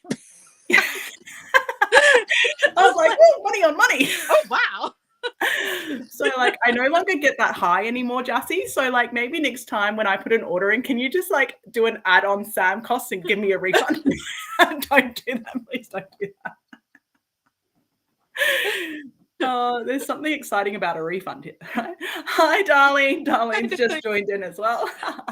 Sorry, darling. You've come in at a weird time. I'm slightly losing my mind a little bit. I'm asking Jassy to charge me more in shipping so I can get a refund.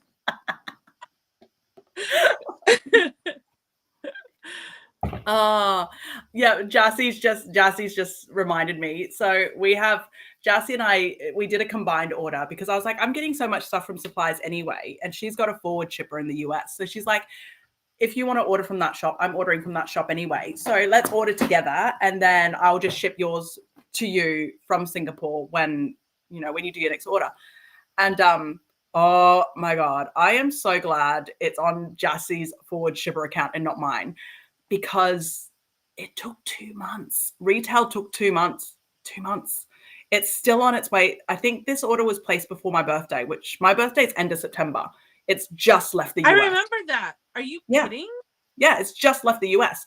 So I'm slightly glad I didn't do it on, like, I looked at opening forward shippers because but if I did a forward ship, because I used to do forward ships all the time when Australian dollar was really high and the US dollar was nothing. And like you go on shopping sprees. Yeah. Yeah, we do that from Japan. Yeah. Friends. You go on crazy shopping sprees, everything gets consolidated and then shipped at once.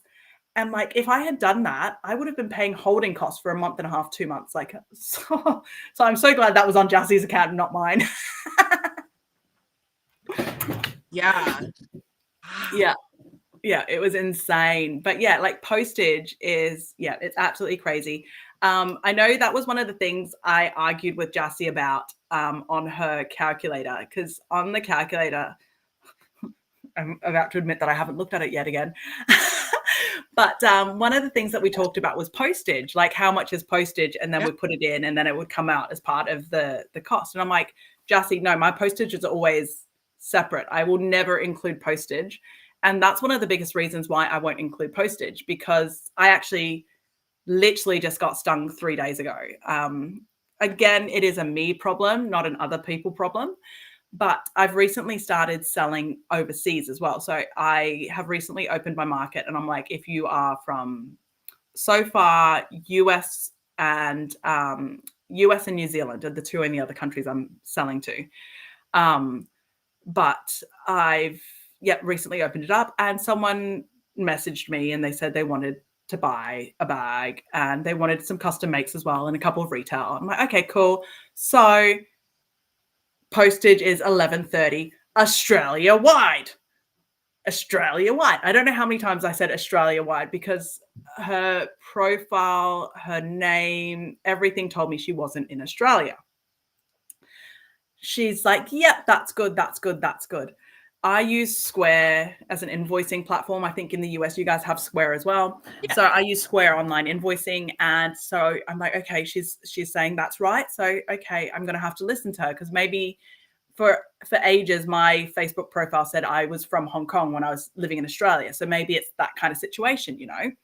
So I didn't want to push it. So I was like, okay, that's what's happening. So I invoiced her for $11.30 Australia post. Anyway, she's not in Australia. She's in New Zealand. Lucky for me, it's just New Zealand. So postage is higher, but it's not insane. So I posted it off yesterday. It cost me $19, I think. So I had to cop an $8 postage. I could have gone back and be like, hey, I told you this is Australia wide. You're not Australian. Well, you're not Australian, but you're not in Australia. You owe me money. But I don't know. To me, it's a yucky feeling. I don't do it either. Yeah. So I was like, I just have to cop it.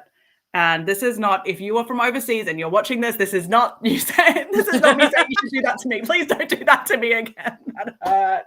That hurt. Because that $8, like $8, like I'm sitting here, I'm talking about $8, and like maybe I just sound like a cheapskate, but that $8, that's 2 takeaway coffees. That's 2 weeks of coffees for me, people. If I'm not functioning, that's why you owe me 2 weeks of coffee. What it is a good lesson to confirm postal code or address. Yes.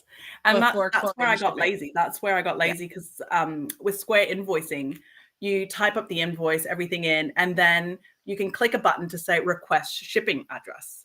And then, so I never asked for shipping address beforehand, because I'm like, Square will prompt them and then it's all on the program. I can't forget.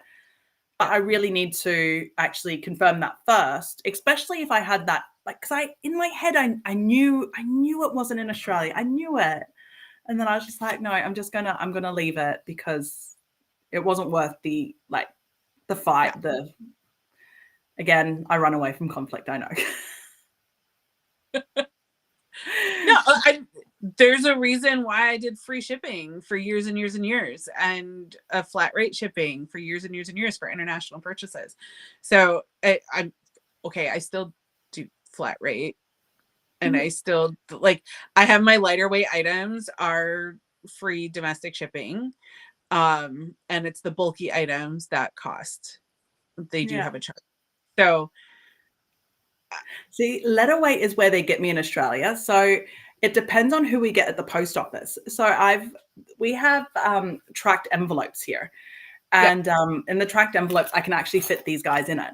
But I've had a couple of people now at the post office where sometimes I'll drop it off and they're like, this isn't a document, this isn't a letter, you can't post it. I'm like, what do you mean? So Jassy's talk about volumetric weight, and that is the biggest hit, I think, at the moment, and trying to learn all of that as well. That was something like Jassy and I've talked about when I place orders. I use a lot of Jassy's 3D air mesh. That's the spongy stuff. I made a Kindle sleeve recently, so I use that for lining instead of lining and then padding and stabilizer and everything. I just use the 3D air mesh. And whenever you order 3D air mesh, because it's so bulky but it weighs nothing, her online shop will quote you more shipping. So that's like a little thing that I've learned. If I order 3D air mesh, I'm getting a postage refund.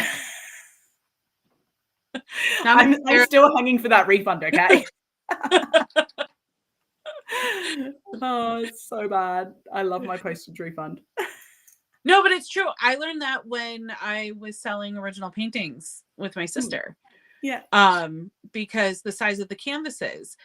And there were a couple canvas sizes that if we could get it in a 3-inch or 4-inch box. So I don't remember what the canvas size was. I mean, it was like a 24 by 48, but the box was 3 inches or 4 inches. Yeah. It would be across the US, it was maybe $60 to $75. So we were still getting some volumetric weight.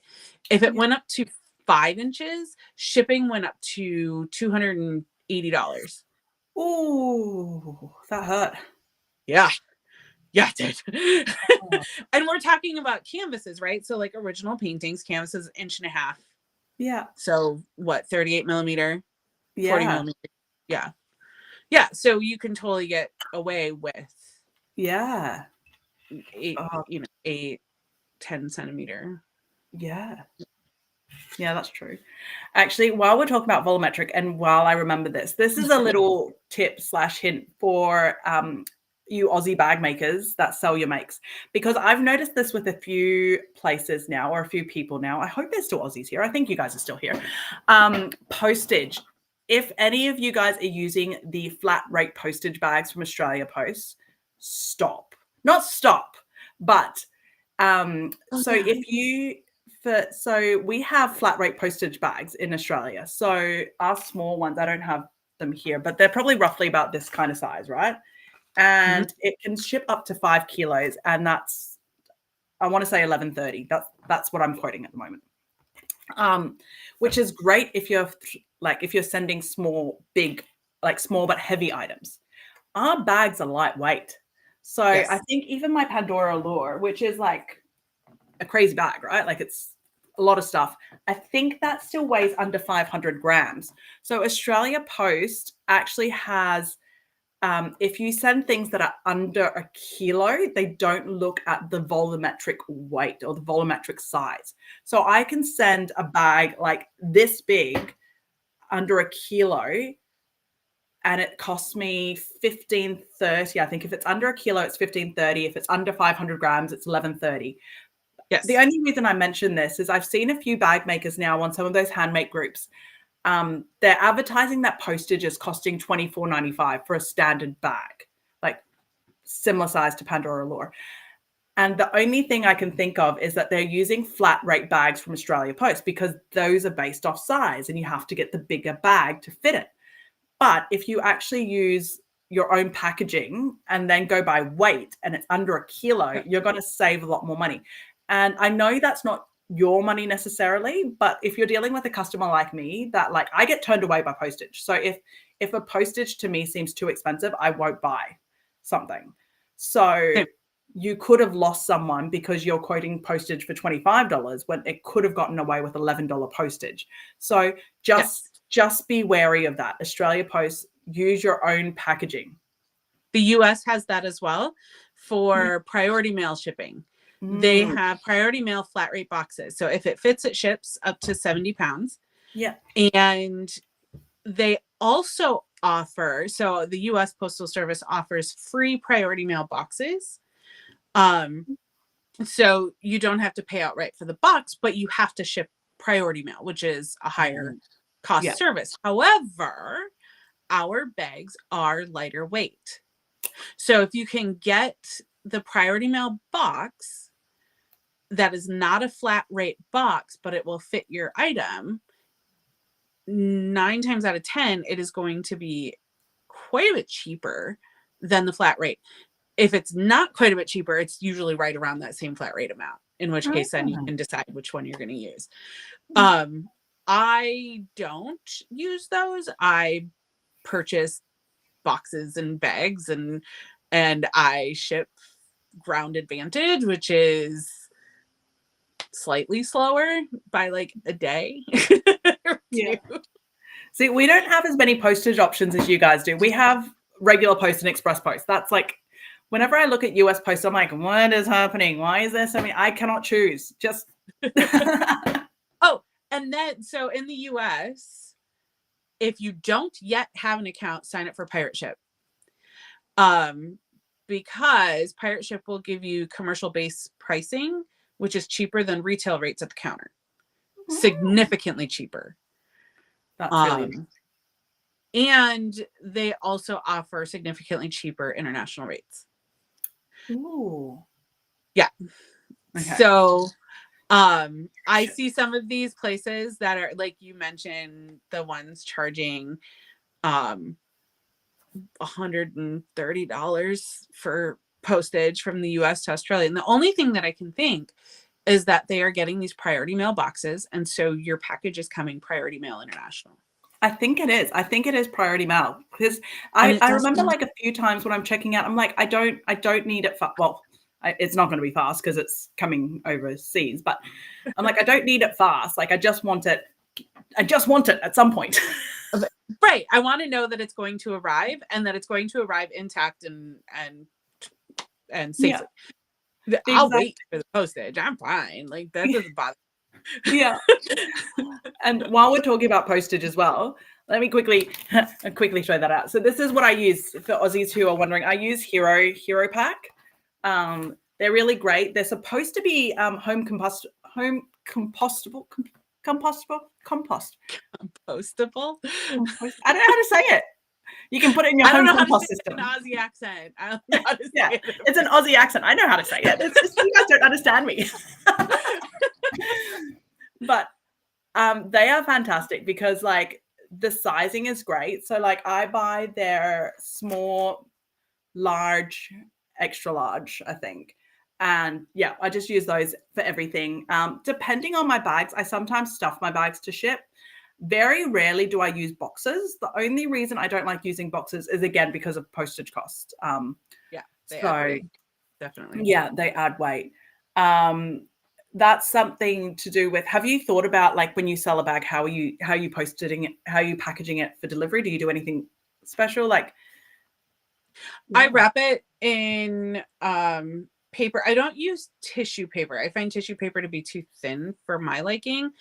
But we can get like packing paper. Yeah. So like the bag, I just recently had a commission that I finished, and so I had it wrapped in packing paper, and then I have these. Oh, I actually have them in front of me. I don't know. Oh yeah. Oh, they cute. Stickers. Yeah. So just to seal it, and then I tuck a thank you card in there, and it's not anything like major or like I see all these like unboxing videos from some, and I'm like, that's all of those extras are coming out of your item prices. Yeah. And like you have to account for that. Yeah. I think like a lot of it's really important that it looks really nice when it arrives. Like I think, like if I just spent $100 on a bag, right? But do you know what? Like I say this and like I've actually bought not Louis Vuitton or Burberry, like brands, but I've bought brand name, like I bought Coach bags that literally just come in a poly mailer. Yeah. So like people are happy to spend $500-$600 on a bag and it comes in a poly mailer and they won't think about it. But I think because we're a handmade business, we need to do that little extra, little something. So my packaging is similar to yours. So for bags that I want it to hold its shape, I do stuff it a little bit. After I stuff it, I use tissue paper. I do use tissue paper because it's just what I found. My branding colors is lilac and green. So that's what I've decided for my branding colors. It's lilac and like a forest green, because forest green, I'm an elf hunter. It makes sense. Lilac because it's shut up. Lilac because it's pretty and it's it's elegant, it's elf-like. It's me, yay! It's not me. I am not elegant and elf-like, but that's what whatever. I saw pictures of you at a wedding in Scotland. Oh, don't even talk about that picture. I'm so annoyed with that picture. It's a gorgeous picture of my kids And you. and Charlie looks handsome as anything. He's got his kilt on. Kian has his kilt on. Savannah's in a pretty little tea dress, and like Charlie's family took it, so they're focusing obviously on the kids. So it comes from a low down angle, and I'm like, nah. Oh, whatever. You're gorgeous. Absolutely gorgeous. Anyway. Anyway.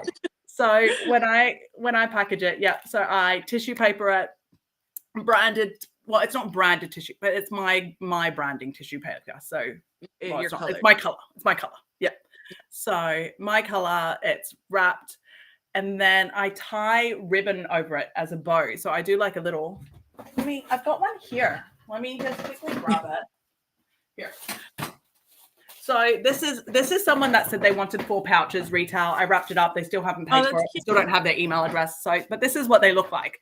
So it has it says handmade on it on the ribbon. I've got a little thank you, and I don't think it's anything special. I think it doesn't look ugly. Don't get me wrong. I think it's nice, but it's nothing fancy. It's nothing pretty. But I've had so many people actually share videos of when they received their package. Oh my God, this is so nice. This is so lovely. It's so thoughtful.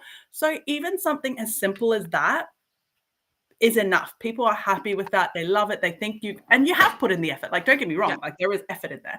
So I think sometimes when we are talking about how we package it, I think sometimes we go overboard as a handmade business. So I think we need to do a little bit, but we don't need to do too much is what I'm trying to say. Right. Well, and I also handwrite a thank you, and it's nothing big, but I address the person by name. Thank you so much for your purchase. If there was something that stands out to me from a conversation or something like that, I will, include some anecdote or whatever. But for the most part, it's just, thank you so much for your purchase.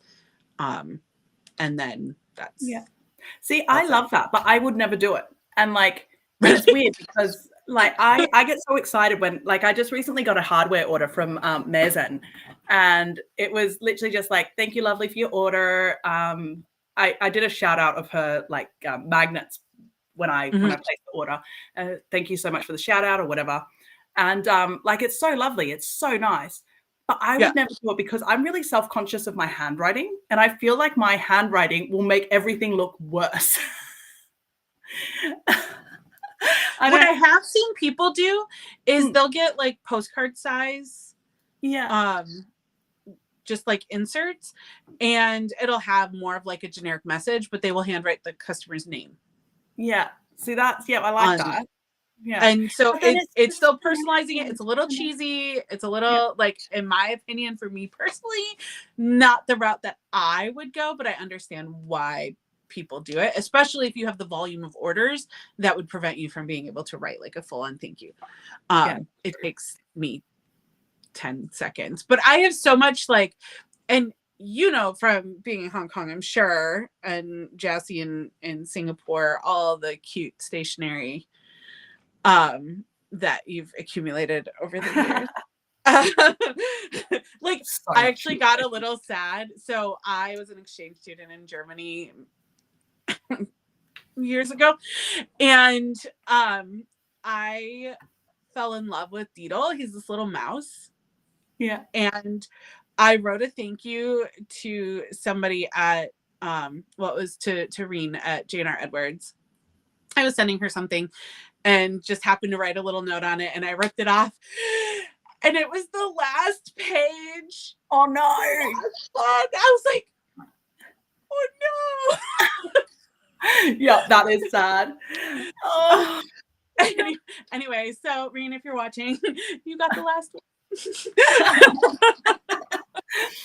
Jassy's just put down about her supplies, and I don't know if everyone else agrees with me here, but I don't want you to do any pretty packaging. No. No. If you want to do pretty packaging, I gotta know, how about you wrap my stuff in Vibrant Vu? Oh yeah, that would be great. I will order the biggest package I can to get more extra Vibrant Vu wrapping. I honestly I'm so bummed because my package for supplies got held up in Kentucky. No. Oh yeah, you were supposed to get it yesterday. I was supposed to get it yesterday, and I was stocking tracking as one does when they're expecting an international package or domestic or any package whatsoever. And I noticed like what time it hit Kentucky, and I was like, okay, if it leaves Kentucky in the next X amount of hours, it will definitely arrive on the expected date. And so I checked it again, and it was still in Kentucky, and I'm like, oh, I'm not gonna get it. I'm gonna have to wait till Friday. And then it was like 4 or 5 hours later, I got the email from UPS that the package updated delivery date will be Friday. And I'm like, stupid Kentucky. That is infuriating. I am going to be really annoying. Can I leave you here to tell everyone about your market setup, what you're preparing at the moment, so I can race to the toilet? I drank too much water. I will be back. I guess, but I can also gush about Jassie's. Yeah, you can do that. I'm trying to make you bigger. How do I make you bigger? I'm like, wow, you're gonna leave and made me tiny. That's cool. I know. I'm like, oh, there we go. Here we go. Is that? Oh, I've made you really big. Well, oh wow, yeah. Hold on. You're big now. I'm like, okay, go. No, yeah, supplies. Every package I've gotten with supplies is like packed perfectly to fit. Like I remember. It was like, I remember what the cutoff was. If it was like 4 pounds, and I checked the shipping details, and it was like 3.99 pounds or something like that. It's like, oh my God, if you add like 2 extra stickers on the package, it's going to put it over the weight limit. Yeah. No, you Jassie, you do not need to do pretty packaging for your supplies orders. They're perfect. But as far as market setup, I actually had Christmas is coming, and my in-laws are very big into giving gifts rather than any sort of like gift cards or anything like that. So everything that I sent through my husband, so I thought, was related to sewing or markets or anything like that. And so I had put like a 24 by 36 cutting mat. I got a new, put a rotary cutter on there. And then I put one of the closet systems. It's actually the same one that Sam used, but I didn't know that at the time.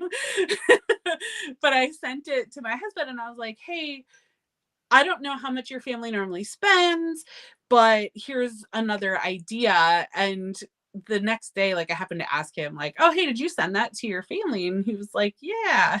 I was like, okay, cool, whatever. Moved on. The next day, it arrived.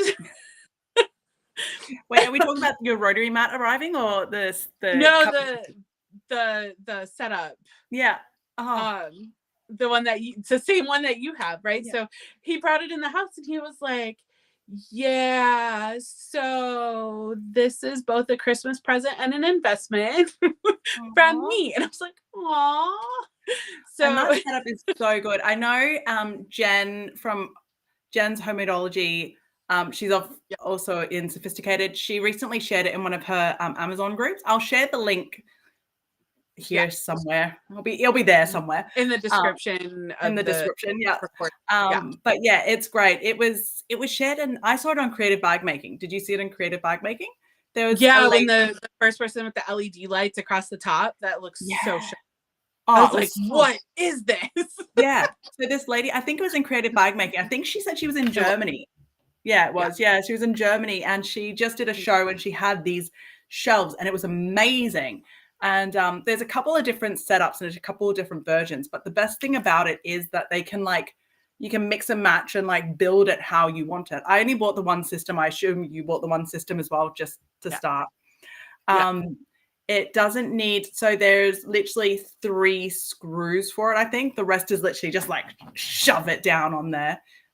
And it's so good. It looked great at the market I did. The market I did was semi indoors, so I don't know how it is in an outdoor setting, obviously, like with wind and all of that. In Australia, it can get windy. I've had markets cancelled because of wind. So I don't know how I'll go in an outdoor setting, but I think like the weight was still quite strong. Yeah, that's the one I've got. I think that's the one I've got as well. Exactly the same. Yeah, it is. The first one that I had sent him was the one that just had it was the 4 shelves and then the one like kind of closet side. Yeah. So I think it was not this. It was this and this. Yeah. And Tim was like, "Are you sure that's big enough?" I don't know that that's big enough. Like, you've made quite a few bags. I don't think that's big enough. And I was like, okay. So I sent him the link to this one. Yeah. Like, yeah, that looks better. And it's surprisingly like it's not that expensive. Like it was quite good. I've bought a few setups over the years, and this one over the last year. And this one feels the most solid of what I've gotten so far. I've had a few that are like timber ones that you just screw on, and it's collapsed on me. So like that is not what you want. I've done, they're very common in Artist Alley. So you probably have seen them at Supernova. You've probably seen them at other conventions that you've been to, whether it's anime conventions, comic conventions, horror conventions, whatever convention. If there's an Artist Alley, you've seen them, the grid cubes. Yeah. I started with those. So I first started selling in Artist Alley in 2004 at Anime Central in Chicago. Yeah. I had just discovered these amazing collectible ball jointed dolls, and I was like, I'm gonna get one. And so I actually made Sculpey cat ears and posable cat tails and sold them in Artist Alley. Like back in the day. Yeah. But yeah, those grids, they're everywhere and they are such a pain in the butt. Yeah, I am not a fan of those grids. Oh my God, the connectors that they come with are terrible. They wear out so quickly. So then you're stuck using zip ties, but then you have to overlap them and then they don't sit right. They're great for what they are, but there are so many other options available. And so when I saw that in creative bag making, I was like, yeah, it was so good. The thing that I love the most about it is the hanging space. So yes. I hang a lot of bags. I've found hanging bags tend to, especially if it's like a store where people can actually come in and touch and feel, hanging bags get more attention than bags sitting on the shelf. So that's what I really like. I like the hanging space. But and that's really a really cool thing to talk about, like with displays at markets and stuff. Like I think we still have people here that are interested about markets, I think maybe. One thing that I've tried for as long as I can, like from when I first started doing markets, was how to get height. So, because obviously, I don't know in the US if you guys are similar. So we tend to get like 3x3 spaces. So 3 meters by 3 meters. I guess that's like. Yeah, here it's 10 feet by 10 feet. So it's just slightly similar, bigger. I think. So we use so that normally means trestle tables. So my first setup ever was 3 trestle tables. So 3 trestle tables, one back, one, and then I just had stuff all over the tables.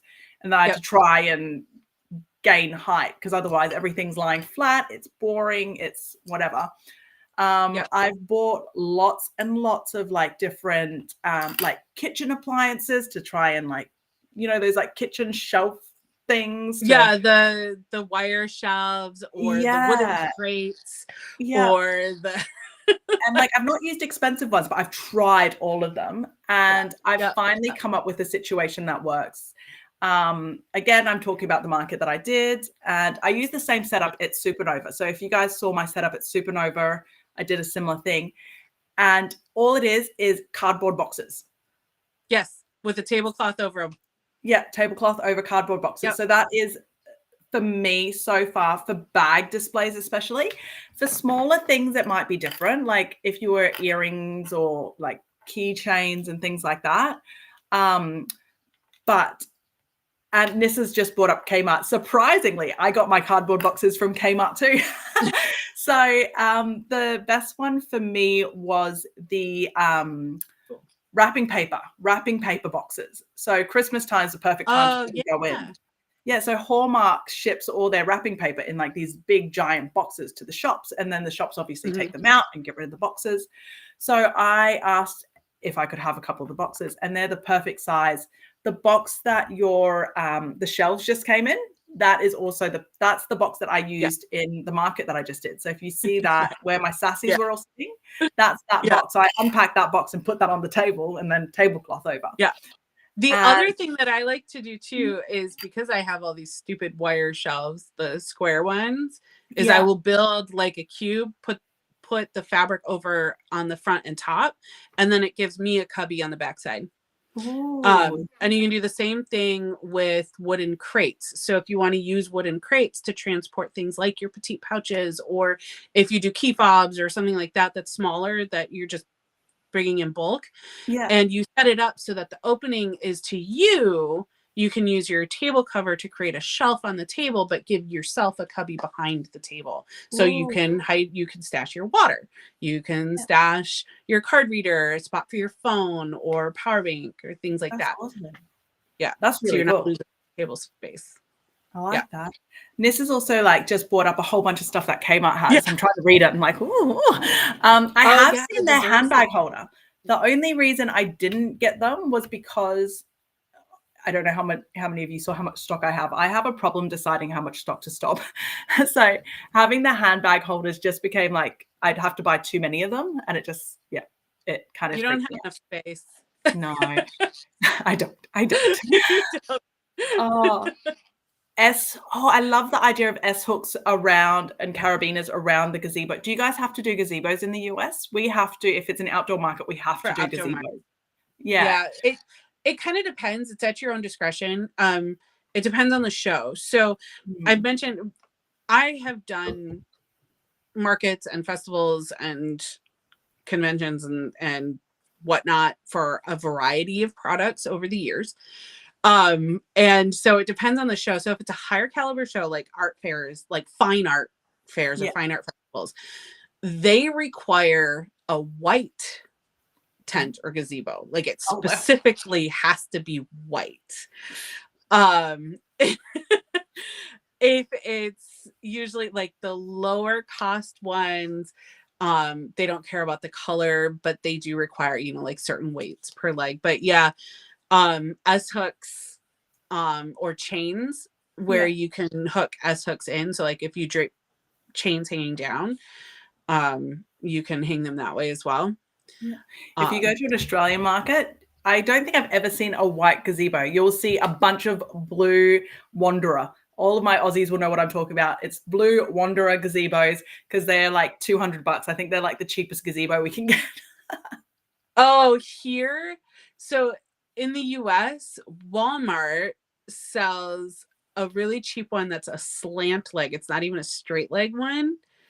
So the canopy is smaller than the leg footprint at the What? ground. Yeah, So you're not actually even covered by the sun. correct. they're, they're It's like, do not why? get those. Yeah, like Walmart also sells Ozark Trails. The thing is you can get a popular color to get that's on the cheaper end is gray. Yeah. And they're like $70. Oh, wow. Yeah. If you want something that is white and something that is heavier duty, you're going to be spending $200 to $300. Yeah. Yeah, that's about right. Like, we But always pay more over here.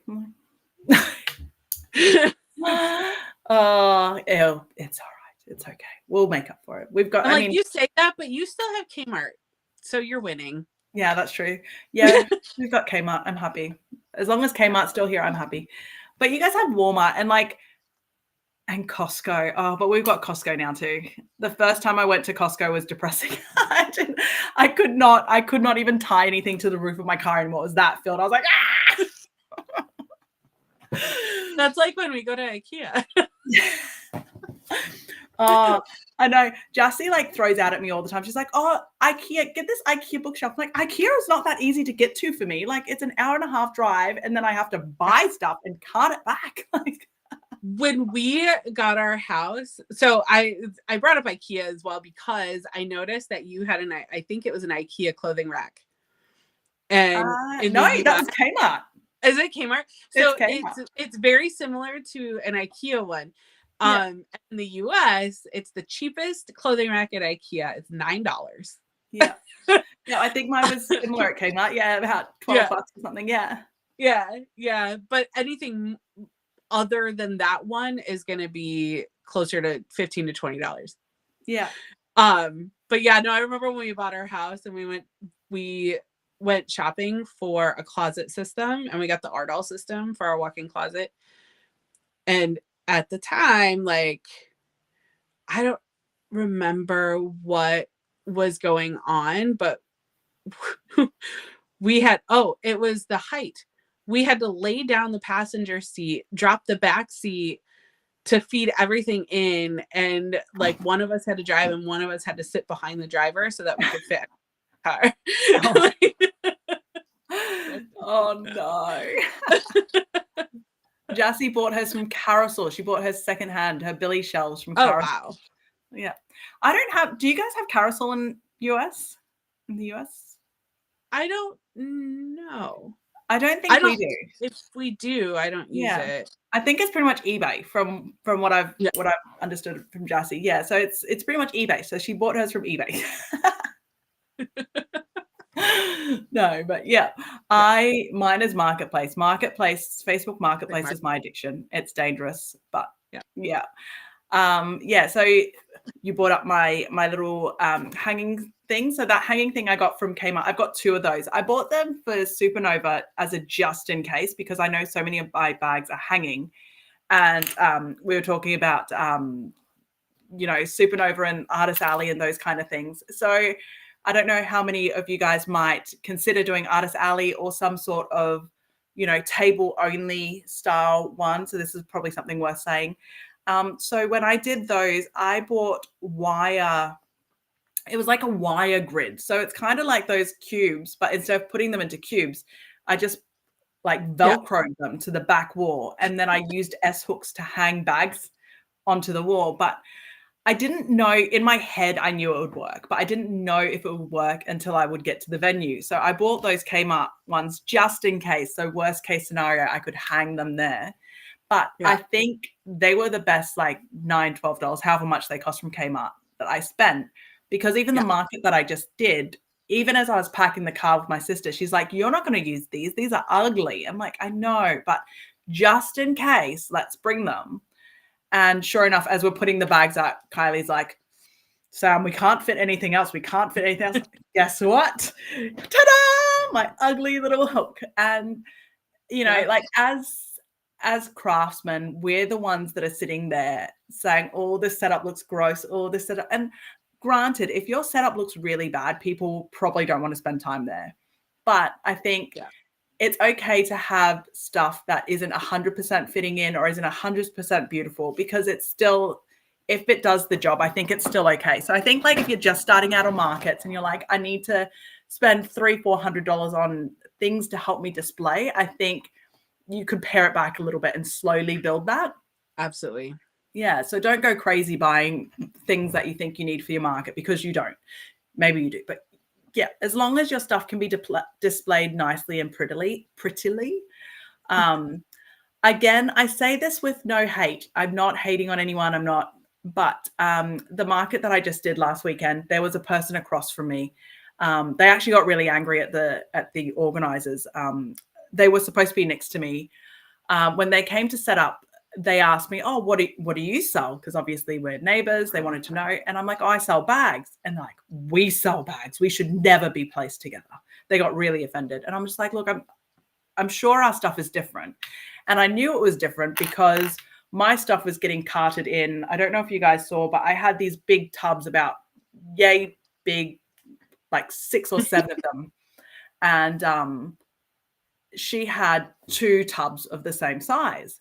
So I'm like, whatever you're selling, even if they are bags, they're probably, like non-stabilized bags. They're just bags, different. Like there are different styles of bags. Right. So I was like, I don't think she got really offended. Anyway, long story short. So she ended up talking to the organizers. The organizer said, look, if you don't want to be there, you go move over there. So she ended up moving across from me. And what she was actually selling was like tote bags, like those fabric tote bags, like book bags and like grocery bags, those kind of things. And she was selling them for $10. So like her bags are like yay big, $10, and I'm selling these for $10. She had wine bags that were $8, and I was selling Zaria refreshers for $60. Like, so they are same but different, completely different. But what I realized or noticed with hers, and again, I'm not trying to tread on someone else's business or say like you're not doing the right thing, but she had all of her stuff on the table lying flat on top of each other. Yeah. Personally, I wouldn't shop there because I don't like, especially at an artisan market, I don't want to dig through your stuff. I don't want to feel like, if I was at a bargain shop, if I was at Kmart and I'm looking for a size 2 t-shirt for my daughter, I have no problem sitting there like ripping things and what. Sorry if you work at Kmart and you've cleaned up. But I have no problems digging through and looking for what I want. But when I'm at an artisan market, I don't want to sit at your store and be digging through and then turn around and be like, there's actually nothing here I like, so I'm just going to walk away. So if I see that I have to dig, I'm just not going to look unless the thing on top is exactly what I want. Yeah.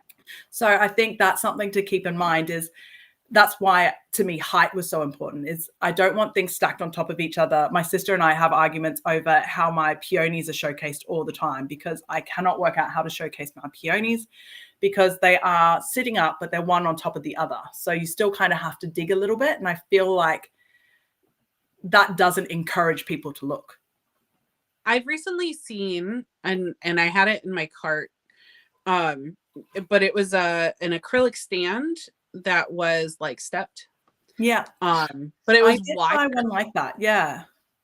So I was like, man, get a few of those and you can start elevating them. So at least the top third of shows. the peony flap shows. So that they can, people can get drawn into whatever color pattern. Yeah. And I think that's the thing. It's like, we want to try and, Jazzy just said, yeah. And that's exactly, I bought some and they didn't work, mainly because I bought them from Kmart and they were really bad quality and they just collapsed. So that was on me, not on anything else. But that is definitely something to keep in mind is, as much as I say, don't waste money. The display does matter. Just try to make it, and sometimes less is more. Like I know my store was really full and I had a lot of stuff. And I think that's what drew a lot of you guys to my video when I was posting about it. But when you see some stores that don't have a lot of bags, it looks more expensive. Like, and I'm not trying to, I don't know how to say this without swearing. I'm not trying to shit talk my own store. Like I'm not saying, I don't know how to say that word without saying that word. Like, I'm not trying to, downplay it or whatever. But, like, I feel like, personally, my store had too much stuff almost. Like, I feel like it's great because it's nice for people to have a lot of stuff to look at and see. But at the same time, like, because I had so much stuff, it kind of takes the expensive look away. Like, sometimes when you see a store that just has, like, a few things, it's like, oh, that looks really... But at the same time, my market, my geography...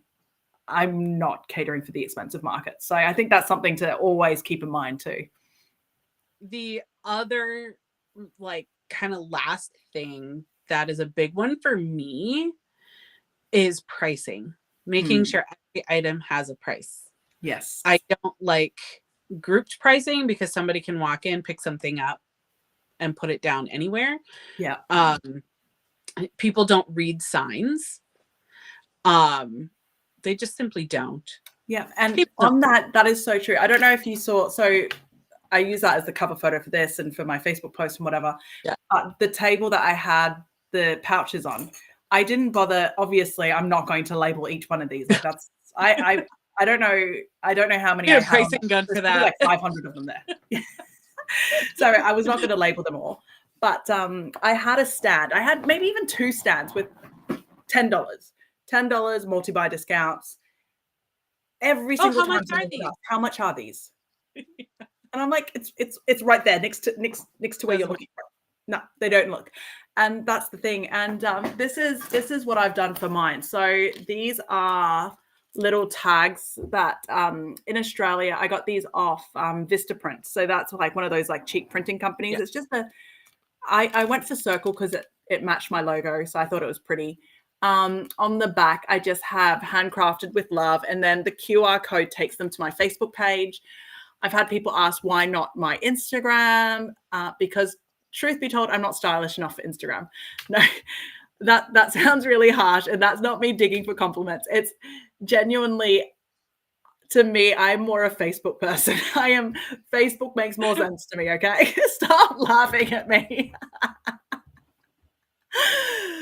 um, and and then I have a little price tag. The price tag is just one of those pricing guns. I got a pricing gun from the dollar shop at our local shopping center, and then I just pricing gun it, and it makes it so much easier. It takes because I think sometimes as well when people see bags and they don't know how much it is, it's important. Like you can scare them away. I've had people scared away because without opening the Pandora lore, and they walked past and they're like, "Oh, how much is something like this?" And I'm like, "Oh, it's $220." And then they'll automatically think $220 for when you just look at it like that without the straps, they're thinking a lunch bag. And I'm like, it's not a lunch bag. It's actually da da da da da da da da. Show it. But some people don't give you the time to show it. They're like, $220. I'm not paying your kind of money. I'm walking away. Yeah. So when you actually have price tags, it makes it so much easier. I cheat a little bit too. I try to have my cheaper items closer to the front where people walk in or walk past. So one of the bags that I had at the front that actually had a lot of people touch it. If I got paid $1 for every time someone touched it, I would have sold that bag 20 times over. But it was one of the Shana Tree prints, like I was talking about, the artist in Australia. It was one of her bottle brush prints, water bottle bag, and people kept touching it and they loved it. And I like using that. And I'm sorry, Shana, if she ever hears this, because it sounds like I'm kind of like using her for free advertising. But I love having her prints on the front because she's one of the few prints that I have that is an Australian artist. I don't know her personally, but I've followed her for years. She also did a design collection for that cloth nappy company that I used to love. So I followed her, like her progress for years, and I have her stuff. I try to have her stuff really close to the front, but like a cheaper version of a bag that I've made with her fabric at the front. And then so when people touch it, I can be like, "Oh, actually, that's an Australian designer who does Australian printing. She's from da da da da," just to help strike up a conversation. One of the new things I've recently done that I think really helped, actually, especially not trying to toot my own horn, but I think a lot of the bags that we make, because when you tell people I make bags, most of the time their brains automatically go to the tote bags, like I was talking about across the road from us, right? Like that's what people think we make. Like my handbag is a bell, one of the sophisticated bells, and people, when I say I make the bag, they think I mean I subliminated, printed my kids' faces onto a pre-made bag. I'm like, no. I got the fabric, I cut it, and I sewed it. All of it is me. Like this is me. Like they can't comprehend that we actually make these bags because toot, our bags are really they look great. They're professional. Like I remember I finished a bag. It was very early on when I first started making bags. And I worked from home for years before I got laid off. And I was on a call with my team. And, we were talking about, oh, what did you do over the weekend? Blah, blah, blah, blah, blah. And did you do anything fun? And I was like, I made a bag. Like, I was so excited. I made a bag. And they're thinking like a tote bag or like a zipper pouch. And no, it wasn't. It was it was a tote bag, but it was made out of vinyl. It was actually one of the Backstitch and Base, her Lazy Sunday tote. So it's one that has like several pieces. It had all that. And I was like, no, it's this. And they were all like, oh my God, it's like a proper bag. I wasn't expecting a proper bag. Yeah, it really blows people's minds. And So Yeah. one of the things I've started doing, because I used to, like you said again about signs, people don't look at signs. No, But not I at used to have a photo of my vintage sewing machine because everyone loves a vintage machine. They think it's pretty. I've spoken to people about her. I'm like, this is my girl. She's from 1943, you know. But I've had photos of me making bags. I've seen people talk about it. But this time I stole my kid's iPad, so they I don't saw have you my had privilege. your Yeah. YouTube playlist going. That's awesome. Yeah, so I put my YouTube channel on repeat. So it's actually just sewing bags, and it actually did grab people's attention a few times. So they're like people would kind of like walk past, they'll see the screen, they'll look at it, and then they'll be like, oh, and they'd come and be like, do you make these? I'm like, yes, I make them. I mean, there's literally signs everywhere saying locally handmade bags. But yes, I do make them. And then that like would generate more interest and we'll get talking. I know not everyone has filmed videos. I know we've talked about that. It's obviously not an easy thing to do. So if anyone wants to play my videos, YouTube pays me when you guys play my videos. So please play my video. Shameless plug. That is literally Shameless me plug. saying, please give me money, but at the same time, abuse my videos, use my videos for your advertising. I don't mind. Nikki's just like, I can't believe you said that. Shameless plug. But genuinely, like, I do not mind if you guys, I don't show my face that much. If you want to skip the front and the back and it shows someone making a bag, I'm quite happy. I don't like, I know some people are funny with handmade businesses. Like I said, like the other lady complained and was like, blah, blah, blah. I don't see people as competition. Like, I'm not saying like I'm better than you. We're not competition. That's not what I'm saying. But like, I think we're in such a small community. I think we need to prop each other up. It's more important that we're all different.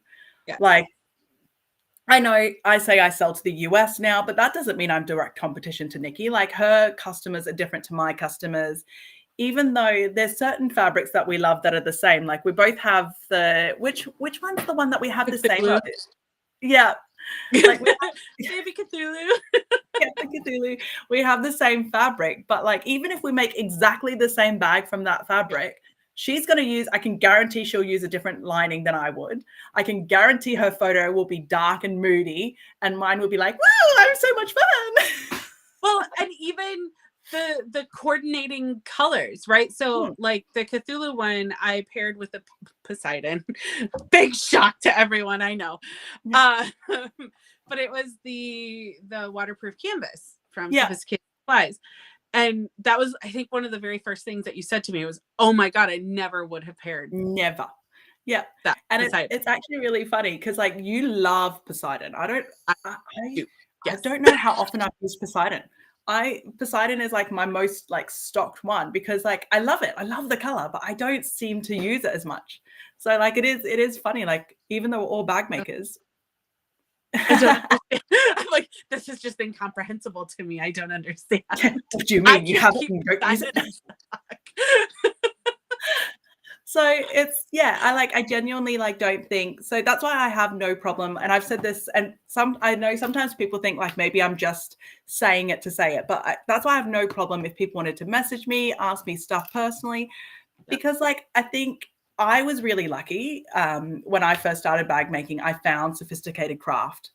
And that was such a warm, welcoming community for me. Jassy, she, as much as she may hate it sometimes, like she's also always been really open to my messages. Like from the minute I became a tester for her, like I would ask her stupid questions. She's probably sitting there going, who is this girl? Like, what is wrong with her?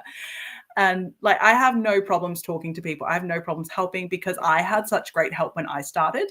Oh, I'm saying stupid girl, and I get an oh definitely from Jess. I know that's not what it's responsive to. I've not read the rest of her comment yet. It's just like stupid. Oh, that is what Jassy thought of me. No. But yeah, it's just I think like I've been really lucky that I've been welcomed into this community so lovingly. Like I have no problem sharing that love and sharing that community. I think I've been really lucky with what I've had. So, and I'm not here saying like I am so experienced, I know so much, because I'm not. I've been incredibly lucky. I know some of you don't think it's luck. I call it luck, but I've grown tremendously in a year, and that's all it's been. It's been a year. And I think it's because of the people that I've been surrounded by that have been so willing and lovingly giving me, help. So I have no problem repaying that. And I want to repay that. So even if you're a bag maker on the Central Coast and you live like 10 minutes away from me and we're doing the same markets, reach out. I have no problem sharing like supplies, sharing like suppliers, because everyone I use, I know, I love. I don't use things I don't think as well. I don't support people I don't want to support. And I think that's important. I think like we're a small community. Why build hate? Why build competition? Let's support each other and build us up. Yeah. Sorry, that was I've experienced. No, I've experienced that in the doll community as well. So like a lot of my more robust experience obviously comes from doing the doll stuff. And I remember doing conventions and Artist Alley heads would place us doll sewists across like the entire Artist Alley, and we're like, man, I wish we were next to each other. And like they could not comprehend, like heads of Artist Alley could not comprehend why people who are selling the same type of stuff would want to be next to each other. And I'm like, are you kidding me? Our target market is the exact same people. Let's make it convenient. Like if I don't have something and they have it, let me just have them go next door rather than across the hall. And that's the thing, right? Because like, even though, yes, we're selling the same stuff, we're direct competition, but it's not, you help prop each other up, right? Like if I don't get a sale because I paired this bag with pink and you hate pink, but the person next to me has it paired with blue and I've helped them sell a bag, that's great. But guess what? If they weren't next to me, that person still wouldn't have bought my pink bag anyway. Like, so it makes no difference. Like obviously, like it comes in if there's like price undercutting and whatever, but at the same time, I think that comes down to, like we talked about with the pricing calculator, because that's one of the things. You can't change the cost, right? The only thing you change is your hourly rate. And actually, while I'm talking about that, maybe that's something we should talk about, because Jen, one of the other mods from Sophisticated, she brought this up because Jen's about to get started on selling bags as well. She's been one of the biggest hurdles she's had. I hope she doesn't mind me bringing this up, but one of the biggest hurdles she had was pricing, because pricing is a hard mental game, right? It's hard. Like you're like, I'm putting my stuff out there. If I price it too high and people don't take it, like it hurts sometimes, right? And you do wonder, am I pricing it too high? Am I pricing it wrong? But one of the things Jen talked about was, how is it fair that if someone is a really slow sewist, and then so they price it cost times 5 hours, and I'm a really fast sewist and I can do it in 3 hours, like, how is that fair? And I think that's something it's kind of like, it's understanding the difference, right? So when I price mine, and I think that's something we should talk about, because when I price my bags and I do however many hours, I don't go by how many hours it took me to make, which I know is really cheating in some ways. But let's look at the Travelnizer, for example. I remember when I tested, one of the things Jassy asks us when we test any of her patterns for Sophisticated Craft is, how long did this take cut to sew? Obviously, adulting duties, all that jazz. And truth be told, when I first answered that question on the Travelnizer, I think I might have said 4 hours or 5 hours or something. And Jassy messaged me straight away. She's like, you're wrong. It's not that. It would have taken 8 to 10 hours. You're wrong. You're wrong. You're wrong. And I was just like, no. I was like, oh, am I? Truth be told, I never work out how long it takes. I have no idea. Very rarely can I sew a bag in one sitting. Recently I did, and I worked out what I think I take is probably right. So I cheat, especially for Sophisticated Craft Designs. I go onto the Tester Make blog. So if you don't know, on Sophisticated Craft website, there is blogs, there's tester blogs. You can go in and you can see how long everyone says the bag takes to make. So I look at everyone's answers, and I get the center point. So I get the median. But what if everyone is It's doing the pulling same it thing. out because they don't know? And they're like, well, I think maybe it takes me about this long. I don't know about I think this. that there has to be some sort of like correctness to it though, right? Like, so, and like, I do try, like, don't get me wrong.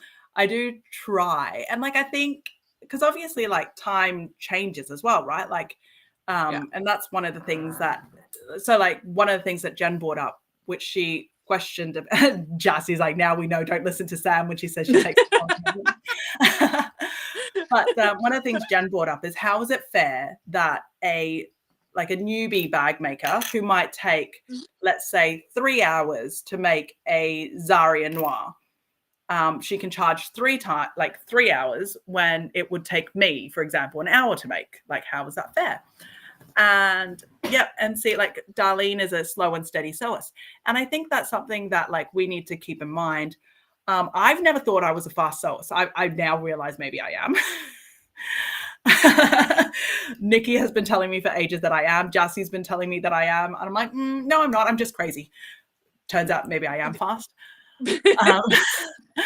But I think we all kind of have an idea, right? Like we kind of know. So there are certain bags, I think, that we know this will take roughly this long. And yeah. I take a lot of breaks. I'm not going to lie. I'll sit down for half an hour and I'm like, I need chocolate. I can't sit here. I just can't. And obviously I probably have undiagnosed ADHD. We could probably all tell that, but like yesterday I finished up a Luna regular. Was it yesterday? Yeah. Yesterday. Yes. Yesterday I finished up a Luna. It's been a long day. And I was like, okay, it's only going to take me 45 minutes. I can totally do this. I just have to, basically it was all the gusset stuff, right? So finish top stitching one of the panels and then just go with the gusset and all the finishing stuff. I'm like, at most 45 minutes. Not a big deal. 4 hours later, I actually finished it. Now, keep in mind, my sewing time was probably less than 45 minutes. Yeah. The other 3 hours and 15 plus minutes was distractions. Yeah, definitely. And I know my phone is my biggest distraction. And that's the thing. So that's one thing that when we're calculating costs, we have to be careful of, is the time. And what are we actually saying is our time? Obviously, as you get faster, you sew the pattern more, you're not going to turn around and be like, oh, I'm going to reduce the price now. No, because that's now, and this is something Nikki and I actually talked about yesterday, is labor costs and profit, right? There's a difference between labor costs and profit. And I think bag makers or crafters in general, we kind of forget that sometimes. So your cost and your hourly rate, that is still cost. Your hourly rate is still a cost. So when you discount, you're not discounting your profit, you're discounting your rate in your time. Because let's pretend this isn't your business. So let's pretend I don't own Made by Erin. Let's pretend someone owns Made by Erin, right? And I am sewing for Made by Erin. If I go to work and I sew for 5 hours, I expect you to pay me 5 hours of wages. So Made by Erin as a company would pay me 5 hours of wages. They'll pay obviously the costs. If they have money on top, that is profit. Just because I also own Made by Erin doesn't mean that that profit simply disappears, right? So, and if I don't make that profit, I then don't have money to reinvest in my business. So obviously I could use money that I got from my labor, for my pay. I could use that towards investing in the business. I can, but that's eating into my costs. That's not profit reinvested into the business. And that's where sometimes small businesses, sole traders, we get wrong. And it's not just for us crafters. You will see electricians do the same thing, plumbers do the same thing. Yeah. And it's across all small business. And I say this as someone who, my background before real estate, I've had a lot of lifetimes. Okay. My background before real estate, I studied economics and law in university. So money has always been my thing. I don't want to say I'm money hungry, but I know money is what I know. My mum has been a real estate sales agent for, I don't know how long, like 30, 40 years. My dad owned his own golfing business. Like, business is just, yeah. And that's something that my dad made that mistake. My dad passed away many years ago. And as someone who owned a very successful business, and he was a very successful business, he had like, some of his clients included people like Vijay Singh, who, if any of you guys are golfers, I don't know how many people actually play golf. He was a huge golfing star. He's amended clubs for Tiger Woods before the scandal. Let's be fair there. The Shark, he did like stuff for the Shark. Like, he was a big name in golfing. He used to go to Texas every year for a big golfing convention because he was a huge name in golfing. When he passed away, he had $26 in his bank account. And I found out later on, as we got older, as we become adults and we have conversations, mum also supplemented his business. So mum had her job. She was supplementing money into his business. So even though he had a crazy successful business, people flew from all over the world to Hong Kong to come and visit him. And his business made money. He never made money because he was discounting himself by saying that his profit or his wage was the same thing. And so that's why it's really important that we separate those two words. Yeah. Wage, profit, two different things. Yes. And so that's something we need to think about when we're pricing. And why I bring it up when I'm talking about our time is because the Travel Nizer, when I made my first one, it probably did take me 8 hours. So it probably did take 8 hours cut to finish. I've now, with the systems I've got in place, and the systems I've got in place is, if you saw my sew along, I talked about some of the cheats that I do when I production sew. So some of those cheats, the fact that I'm a little bit faster, I don't have to read the instructions. I use templates to cut now, so that saves me a little bit more time. All of these things mean that my so much. All of these things mean like it's now maybe like a 5-hour make for me. So those 3 hours that I've just gained back is now profit. So that's my profit. So I'm still charging the 8 hours, but I now have profit that I can now reinvest in that business. What do I reinvest in? Templates. No, but like that's the difference. It's not actually. I don't agree with that. Mm-hmm. I don't agree with that because you need to build profit into your costing. So and that's the other thing too, right? So when you work at a job, you start at whatever your salary is. You work for Joe Schmo down the street, owns a business. You get hired for $15, $20 now. $20 an hour. And then as you start to learn more about the business, you start to get better at your job. You're faster, you're more knowledgeable. Maybe you train some people, you're taking on more responsibility. You get a pay raise. Yeah. That's your speed. That is the time that you have saved is your pay raise. And that is not profit. That is your pay raise. That's probably exactly kind of like answers what Jen was saying as well about the newbie sewist against the experienced one, right? So your hourly rate would be different. Right. But so it's like a mechanic, right? A mechanic will bill 8 hours to replace a clutch at $100 an hour. They're going to bill $800 to replace a clutch, but it probably only takes them about 3 hours to do it. But they're going to get $800 for that 3 hours.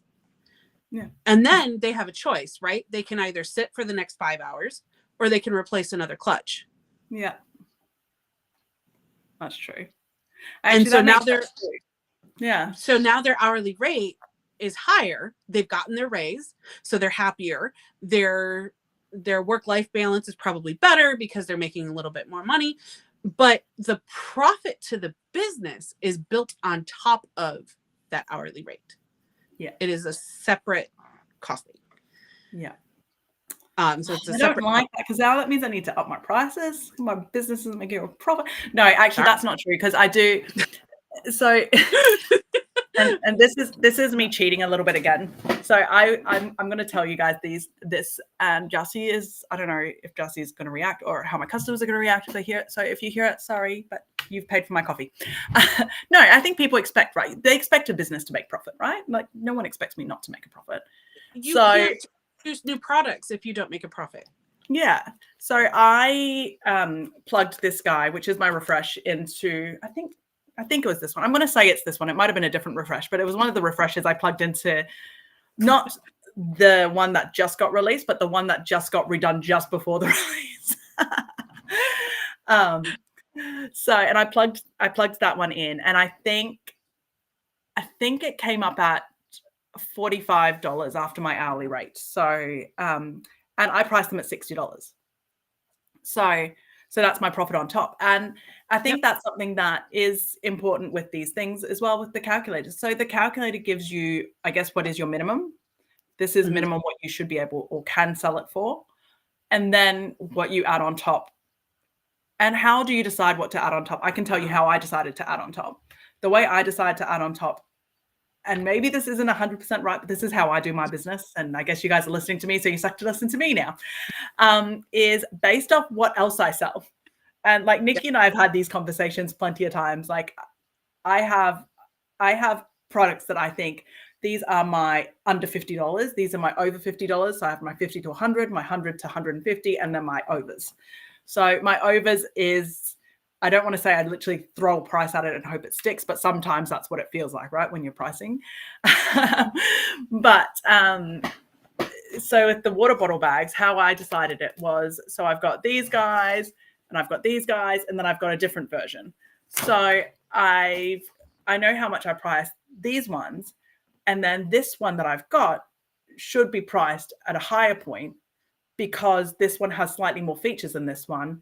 And then this one then has more features than this one. So that's how I kind of gauge it, right? By what else you've got. Because if you come into, like if you go into a shop and you see a Pandora Allure, and then you see a single pocket Pandora Allure, and you have the double pocket Pandora Allure next to each other, and they're the same price, you'll sit there and go, that doesn't make sense, right? Like you would expect it to be different. Like if it has more features, it should be different.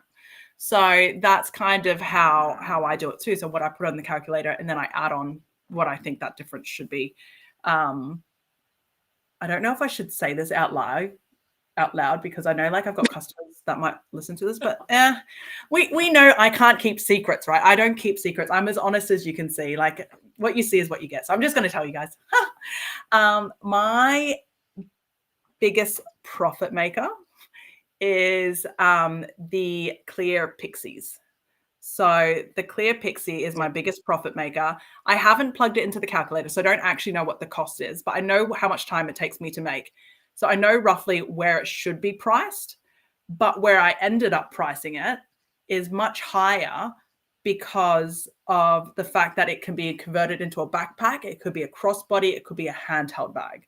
So I think because of those features, I can't just price it and have it the same price as say like my Luna Petite, because my Luna Petite is just a crossbody bag, right? So like to me, you have to kind of look based off your product mix as well. So you obviously, sorry, I'm making this so confusing. I'm saying I'm making this simple, and then here I am. Like, now I'm going to confuse you all.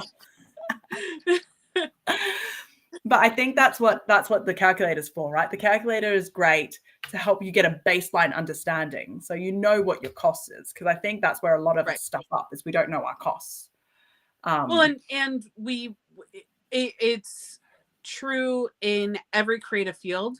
We initially price on how we feel. Yeah. I feel like it should be this much. I feel like it should, like, I feel like people are going to pay this much. I feel like it's only worth X amount. That's your emotion speaking. Yeah. Chuck that in the bin. Do the calculator, get the hard numbers. Yeah. And then you know how much it's worth. Yeah. And you know what? The calculator, actually, I need to, Jassy knows I complained about this because she decided to test this calculator at the time where I am like the busiest and like most burnt out I've ever been in bag making, right? And one of the things I complained about was having to enter everything. I love a spreadsheet and I love data. Like I am data meant. When I did economics in school, I majored in econometrics. So for those who don't know, it's literally the mathematical side of economics. Like spreadsheets, data. It's my thing, okay?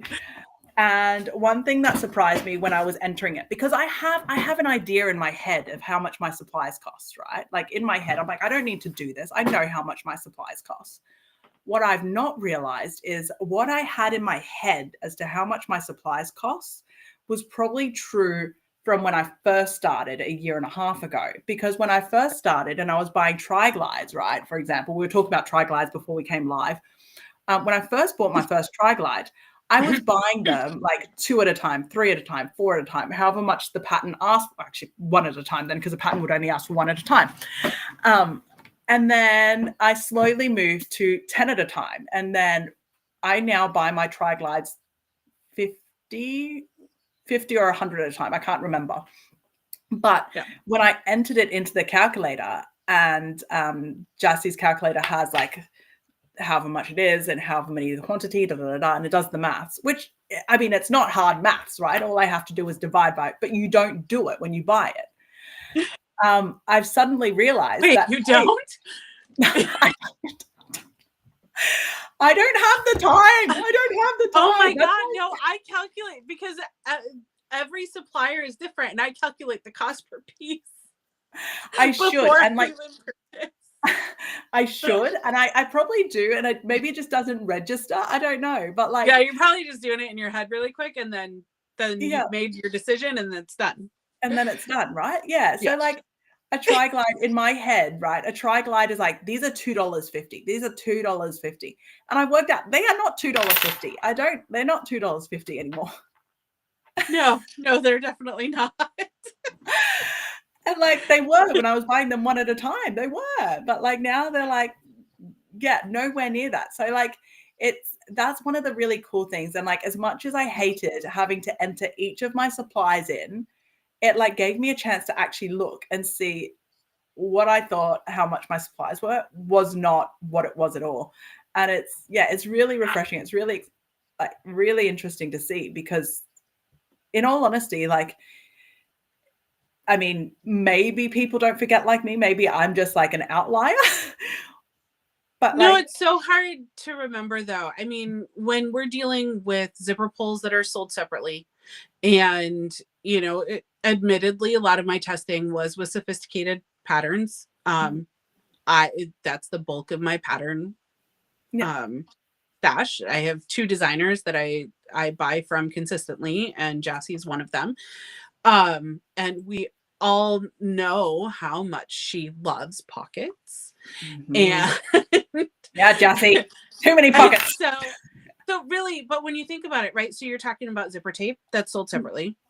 And you're talking about zipper pulls that are sold separately. And then if you decide to do any custom pulls, so that's a lot of like mental energy variables.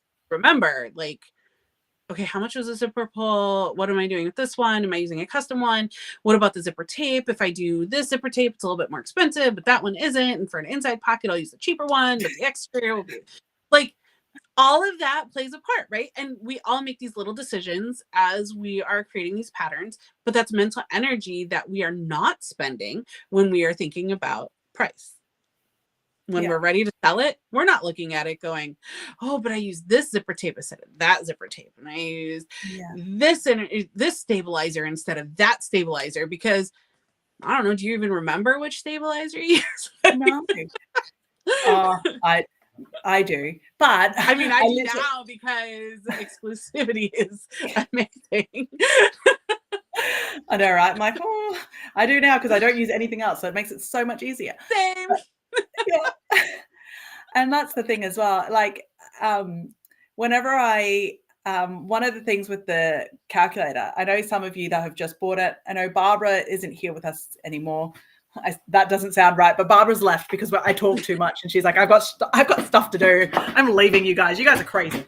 I can't believe there's 14 eyeballs staring at me right now. 14 eyeballs, 28 eyeballs. So YouTube is telling me there's still 14 of you guys here with me. I do not understand why you're still listening to me. Well, there's a couple people on mine as well. So so it's actually for you. It's not me. That makes more sense. No. But like, I've lost my train of thought. Oh, yeah, we're talking about the calculator. One of the things, so here's a little, I don't know if this is a cheat or if this is something that everyone knows, and I'm just not someone who thought about it. So, um, there is a, I don't, let me see if I can, I'm going to quickly look at this and see if I can actually show you guys. I think I can show you guys this. Yeah, I can show you guys this. I don't think Jassy would have too many problems with me showing this. If you do, too bad. I'm not waiting. She's like, I don't know, Sam. What are you going to be showing? Yeah, I'm going to, let me see if I can work out how this works. Ah, hey, why is this suddenly not working now? Where are you? So I want to show this spreadsheet here to show this bit. It showed before that I could show it, and now suddenly it's, oh, here it is. Oh, okay, I'm going to share this screen, but I want to make sure, oh yeah, it is nice and big. Okay, we can see it. Okay, so this is the spreadsheet here. So this is the supply tab that I was talking about and I was complaining about, okay? So one of the things here is, obviously here you have to put down what, I don't know how well you guys can see that I'm moving this around.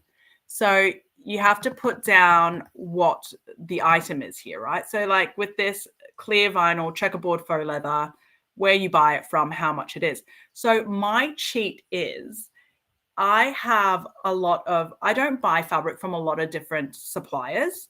So I have a couple suppliers and that's it. So instead of actually putting in like WPC floral pink or WPC floral green or whatever it is, I literally just put in WPC in the description of material. And then the supplier, I then put in who the supplier was. Because, I mean, I don't know if it's the same for everyone else, but whenever you buy one item or another, I'm going to get rid of that now because no one needs to see it now. But whenever I buy like WPC from the same person, it's the same price. Oh, hi, Alison. First time jumping in from Byron. Oh, I love Byron. Oh, don't even get me started. Apparently, Zac Efron's about to move to Byron. He's my husband. He just doesn't realize it yet. No. Well, we've been receiving quite a bit of love, so thank you all. Yeah, thank you. But yeah, oh yeah, we have. Oh, I was clicked away on the spreadsheet. I didn't even notice. Oh, thank you.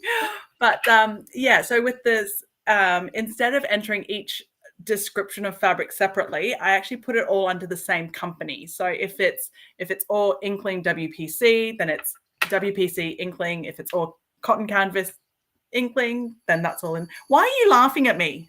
I'm not laughing. I'm recoiling in horror. Oh my God. Because I group it all together. I can't. But I also include, I mean, so as part of my inventory tracking, I also include inventory track. Yeah, I don't inventory track. I have to for tax purposes. So end of year, I have to do a full-on inventory count of everything. Yeah. For filing taxes. For year end.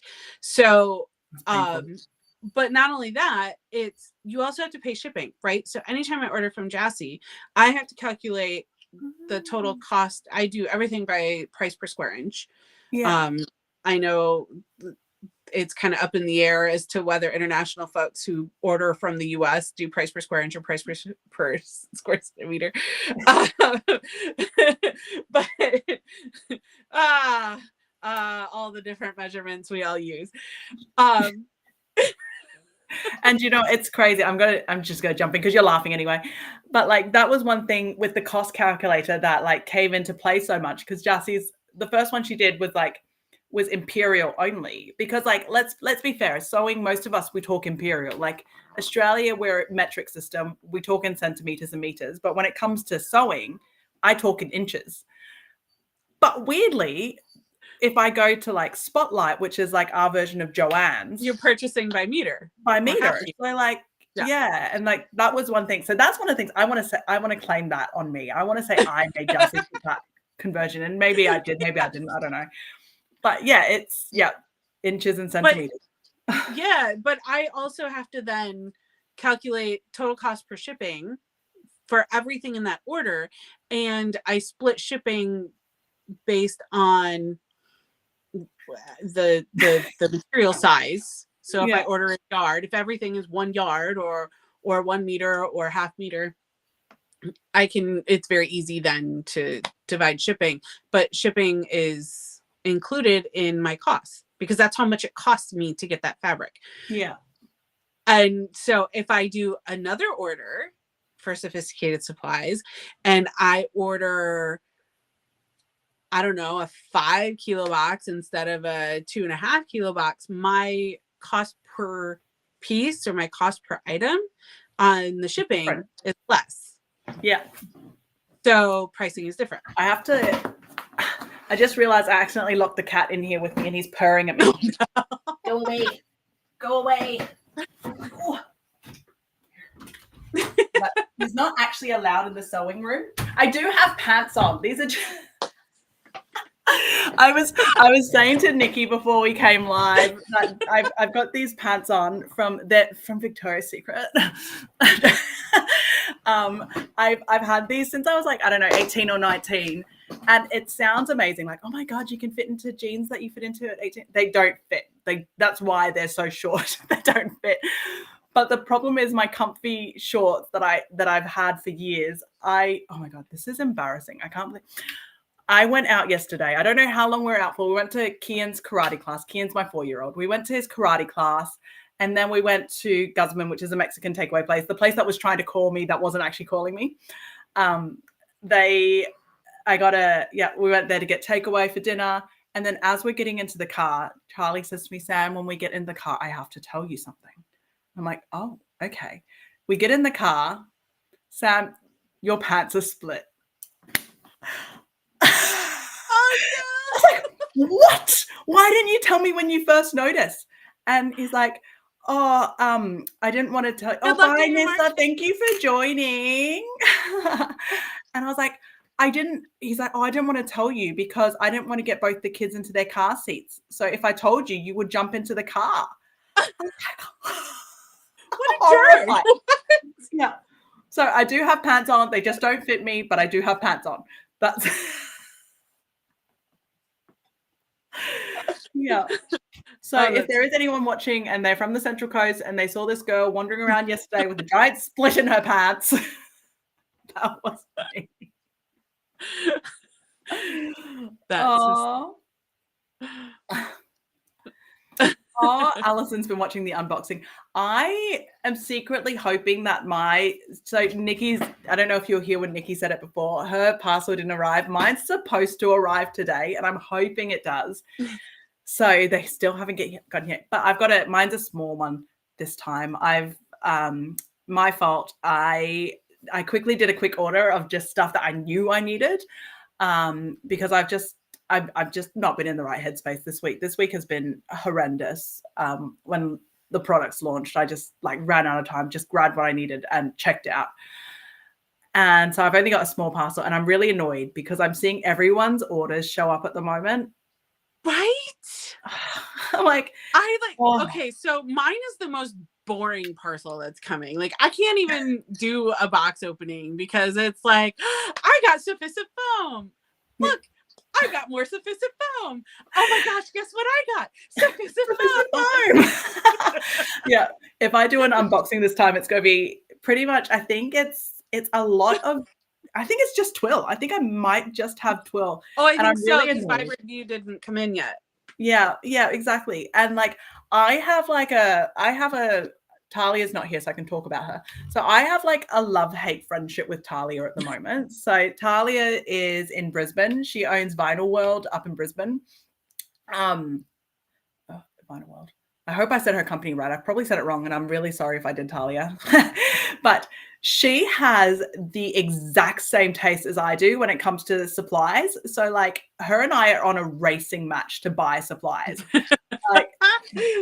She just got her parcel delivered. I think last night she posted her parcel and I'm like, oh, I want all of that.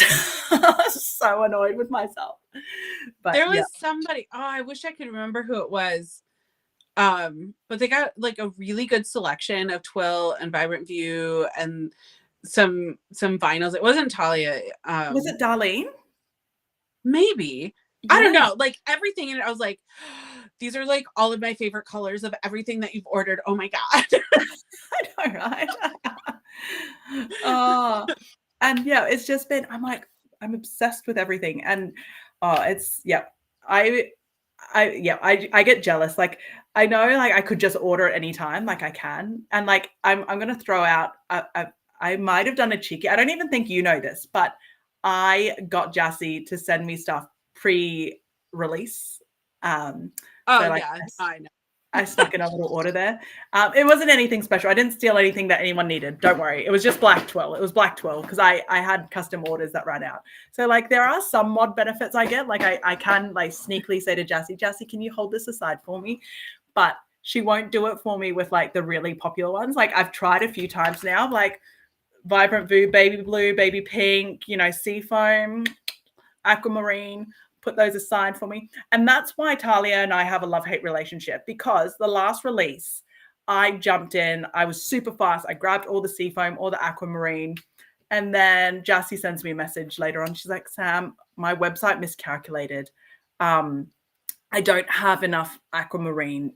Can I like short ship you, exchange it, whatever? And I'm like, yeah, that's fine. I've actually got enough in stock, so I don't need it. That's fine. No problem. I find out she sent it to Talia. No, I do love Talia. In case anyone thinks I'm hating on her, I'm not. I'm not.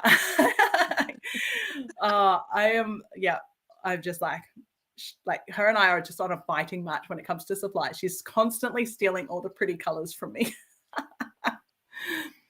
How often does sophisticated restock? Alison just asked.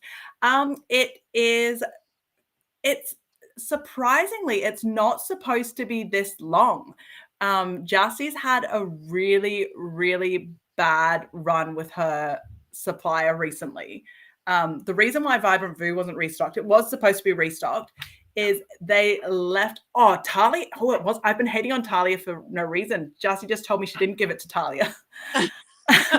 But so this is going to sound crazy. So Jassy ordered a bunch of Vibrant View and Twill, and everything was supposed to be delivered at the same time.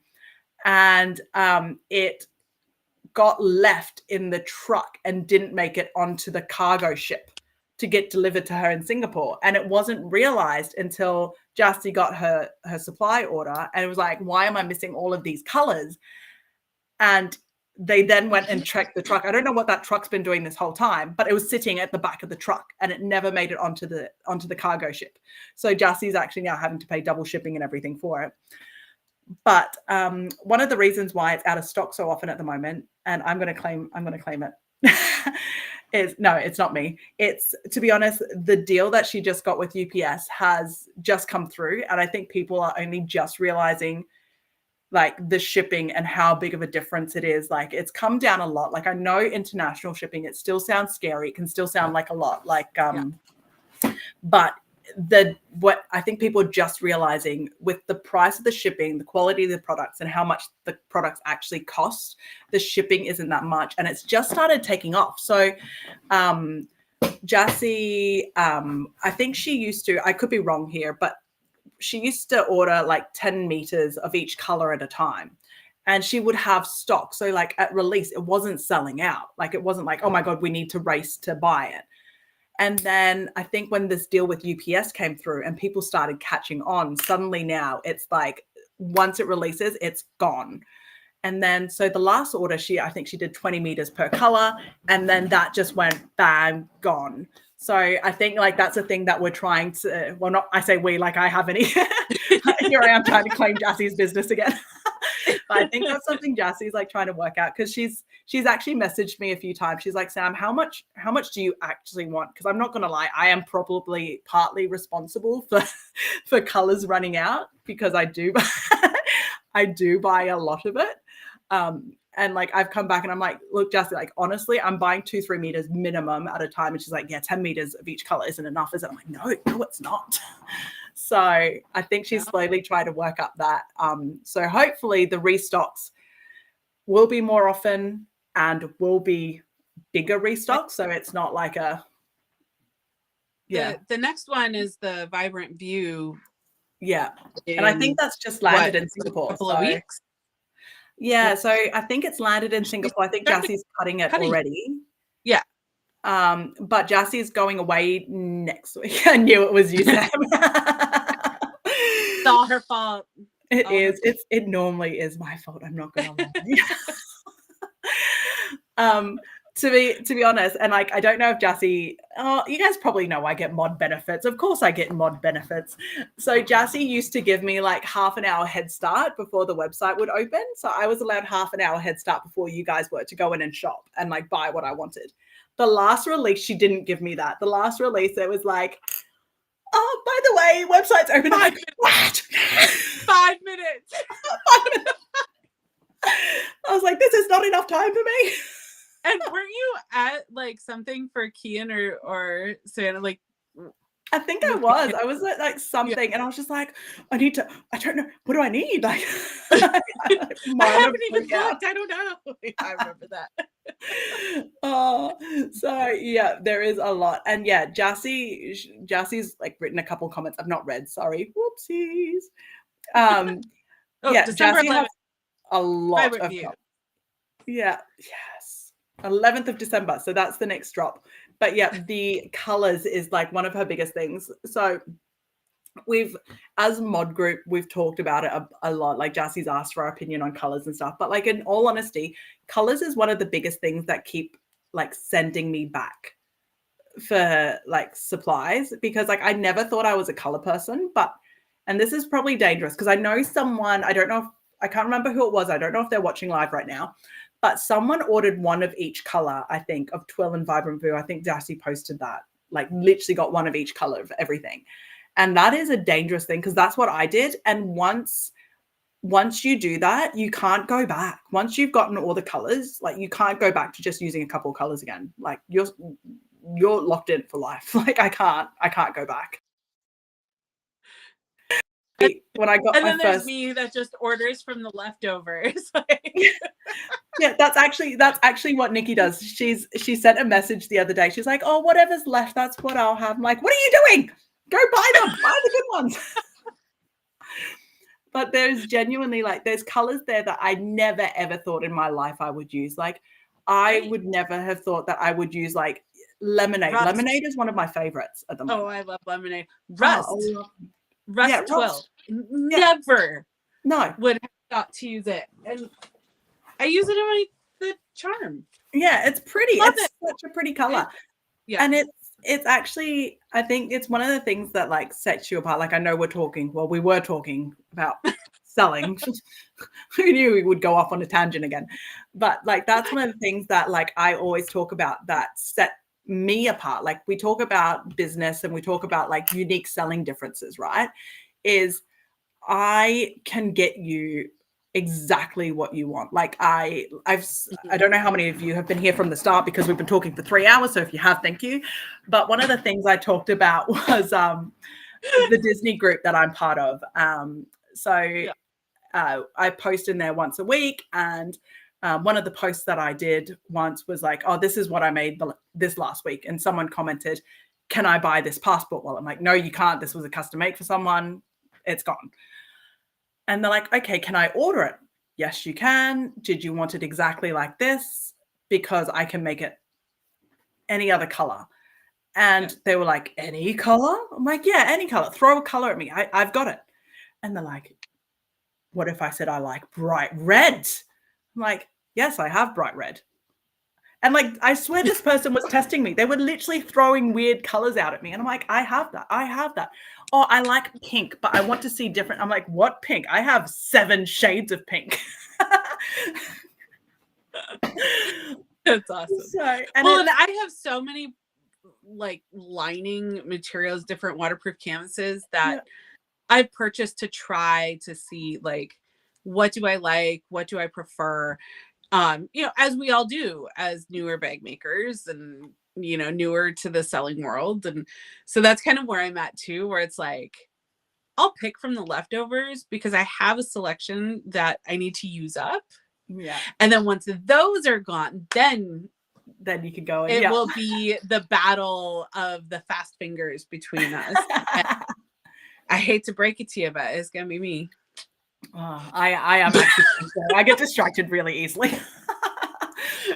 I know. But like this is and like that's what we like when we talk about supplies. I I don't want to say I cringe because I don't want to I don't want to come across like I'm judging or anything. But like one of the biggest things that I think is my selling difference when I sell something is I harp on, and I say I harp on about the fact that everything I use for all of my linings is waterproof because that, in all honesty, if you're watching this and your competition, I know we say when no one is a competition, but if you're watching this and your competition isn't watching this and you are using waterproof fabric and they are not, it is such a huge selling core card. Like I have so many customers that go on and on about how, oh my God, this is all waterproof. This is all waterproof. At the market that I did last weekend, I actually had someone. So I said, like, I sold 2 bags. One was a clutch, and they actually picked up 2 clutches side by side, and they were trying to decide between the 2 clutches. One I made a long time ago, one I've made recently. The one I made semi-recently is all lined with sophisticated supplies. The one that was made before, it was lined with so before supplies launched, I used PVC-backed waterproof canvas. So for all my linings, but for pockets, I just used whatever cheap canvas I could find at Spotlight canvas, so I didn't have to interface. Because I know some people use cotton woven for pockets, but I can't let myself go there. I just can't. Like, yeah, I can't. So I used yeah. And they're like, oh, okay. And they were feeling it. And they're like, oh, and I was like, oh, yeah, I use waterproof lining only. Oh, actually, sorry, that one, the pocket isn't waterproof. Because I feel like if I say everything's waterproof, I don't want her to spill water in the pocket and be like, she lied. So I was like, oh, the pocket isn't, but, and then she actually chose, maybe it was something else, but she did choose the one that was fully waterproof over the one that was half mostly waterproof. Yeah. So it is, yeah. And maybe it is my market. Like I said, like I seem to sell to people that are very similar to me. So I do sell to a lot of like young mums as well. So we spill a lot of stuff. Or our kids spill a lot of stuff. Maybe I was like, do you spill a lot of stuff, or is it the kids spill a lot of stuff? Yeah. I don't even want to know. I don't even want to. Oh, who cares? You guys know me well enough. I can admit this. Savannah's toilet training at the moment. Savannah, my 2-year-old. So when Kian toilet trained, it was back when Savannah was still in diapers. So I always had little wet bags with me.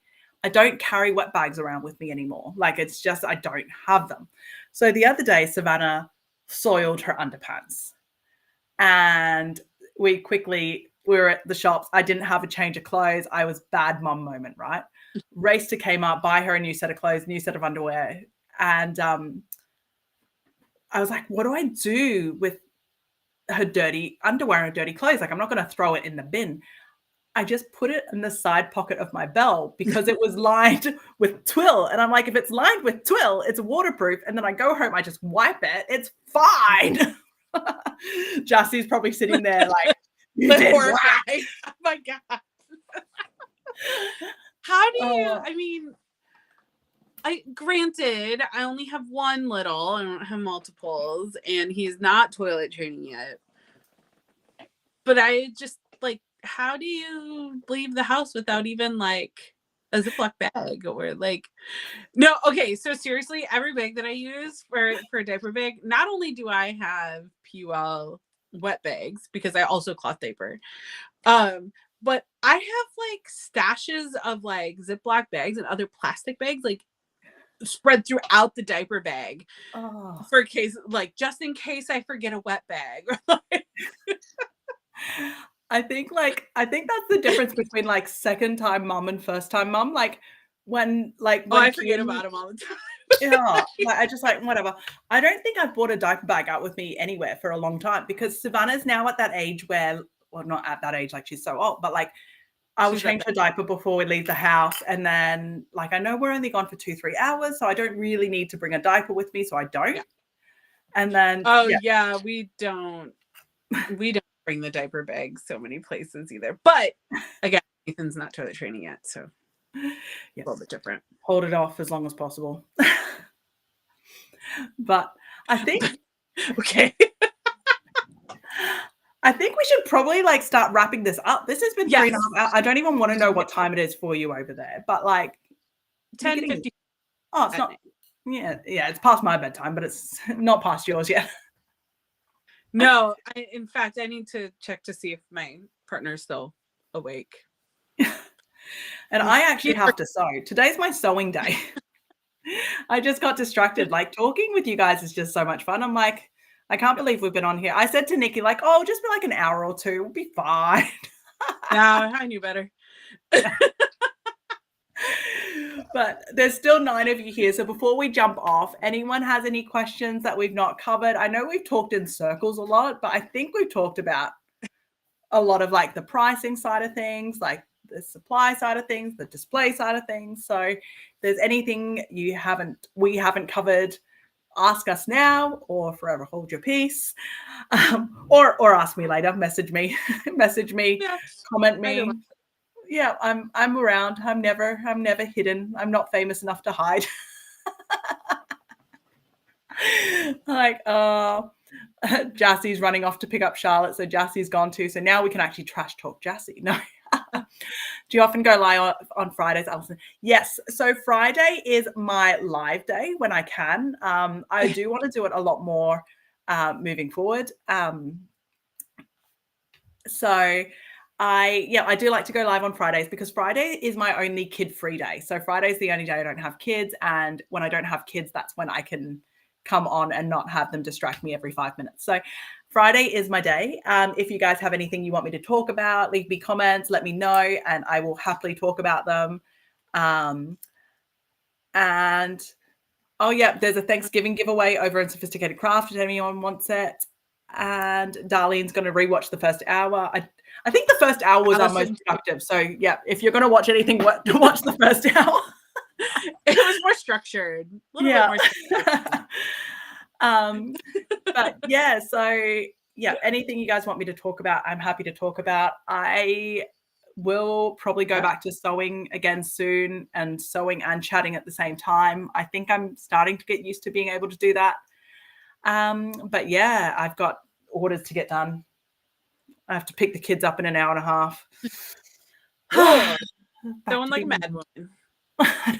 It's never ending. It's never ending. It will. Christmas will be here before you know it, which is also it's so close. And that's what I have to keep reminding me. This is my final rush. My orders have slowed down, and that's I'm talking about orders again. Like I've been saying this to Jassie and Nikki, like Christmas rush only goes for so long. And like I've said this to Nikki before, once December hits, it's quiet. So like I have to take everything I can now, because once 1st December, people stop. Insurance. No, we did not, but that's a good one. Yeah, let's talk about that quickly as well, because that is a fun one. Or not. So in the US, you guys are a whole different ball game. Over here in Australia, Alison, if you are looking at insurances, I'm not affiliated, do your own research, yada, yada, yada, all those disclaimers. Amy, AAMI, Amy Insurance has a really good, well, for what I've found anyway, insurance for small businesses and small markets, because they have like hi Lisa, thank you for joining us. They have a markets insurance for small businesses. So I can't remember off the top of my head how much it was, but it's like, I want to say like $150 or something like that. And it covers up to $10 million of product liability, public liability insurance.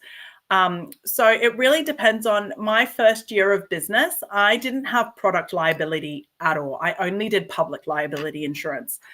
That was a risk, I know, that I made on my own, like thinking about risks and rewards, because in my head, and someone will prove me wrong someday, but in my head, I couldn't understand how someone could seriously injure themselves from a bag that I've made.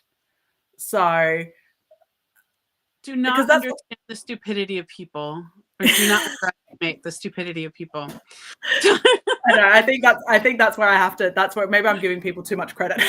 But I took the risk to not do product liability. I regret it a little bit now. I wish I did do it. Not that anything bad happened. Like, I guess that's the thing with any insurance, right? You buy it hoping nothing bad happens, but also if something bad happens, you're covered.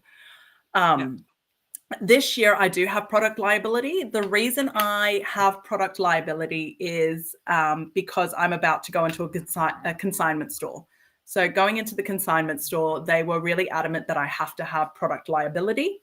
All the markets that I've ever done only want public liability.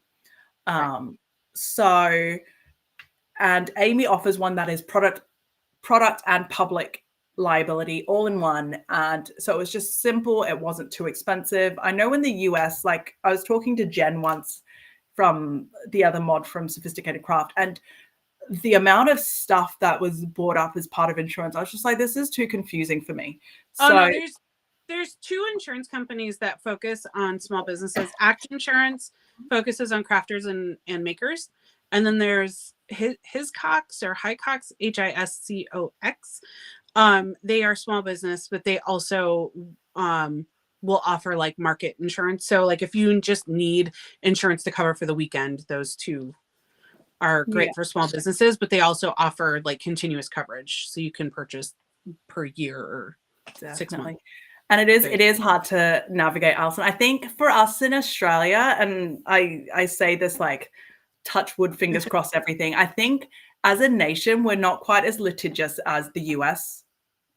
I don't want to add yet. I want to say like full stop. I want to hope that that's how it stays.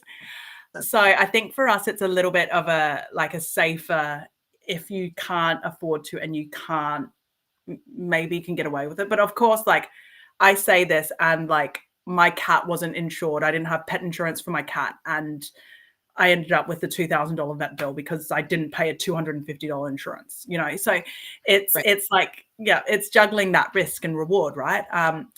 I think if you do markets or if you plan on doing markets, most markets will tell you whether they want a 10 million liability or 20 million public liability. In my experience, most have only wanted the 10 million. Very rarely have I seen a $20 million one. The only time I've seen 20 million public liability required is a big shopping center near us, Erin Affair. They want 20 million. If you're just starting out and you don't know if you'll do a lot of markets, because Alison, I know you're in Byron. I don't know if the market scene's as hard to get into as it is here on the Central Coast. I've applied to, like Nikki talked about, she's applied for 2, she's waitlisted on 1. I don't know if I've even told you this. I've applied for like, I want to say like 15 markets here on the Central Coast, and I've been approved for 2 lots of them. It's very hard to get into here. I don't want to say the maker world is very cliquey here on the coast, but a lot of people have been makers for a long time. They all know each other, so it's hard for a newbie to come in. It is. It's the same thing here and so like one of the things I really struggled with when I first started and I wanted to start doing markets was I was applying for markets and they would ask me, do you have public liability? And no, I do not. And I would say that. I say, no, I do not. But if I am approved for the market, I will go buy it, because I didn't want to buy public liability insurance today and have it start today and then I not need it for 6 months, right? Like that seems silly. Especially like I don't have people coming to my sewing studio. So why would I need public? I don't interact with the public. This is me.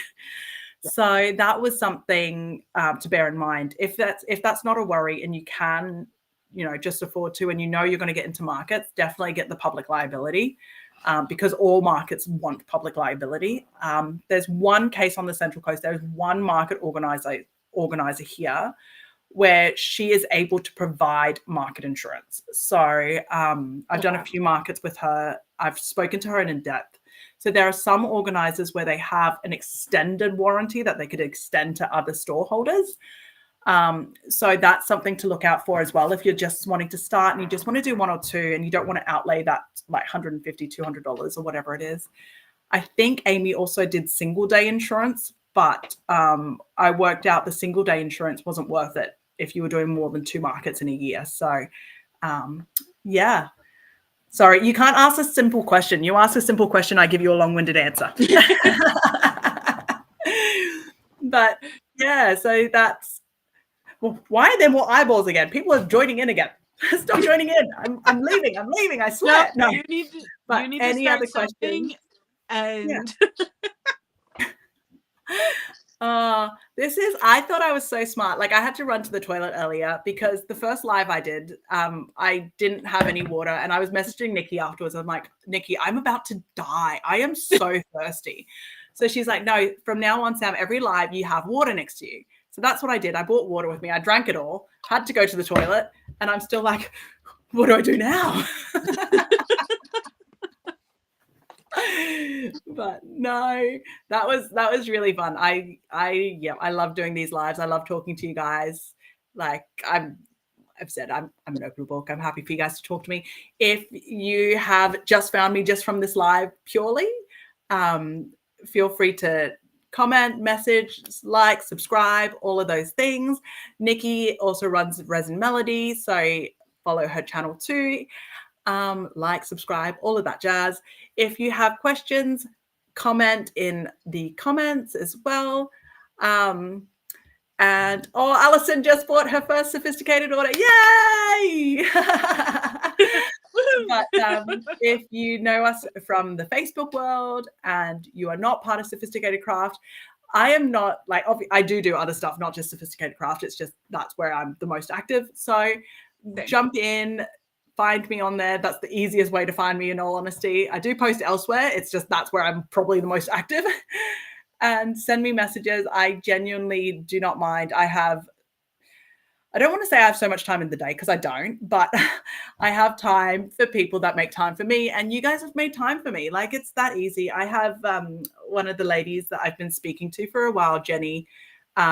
She's down in Victoria and she like messages me bag making questions all the time. And she's like, oh, she's saying to me yesterday, thank you so much. And I'm like, don't be silly. Like, I've never been an expert in anything in my life. So the fact that you guys think I am good enough for you guys to ask me for advice, it's like, boom, my head, you know? Like, I love it. No, well, I mean, genuinely.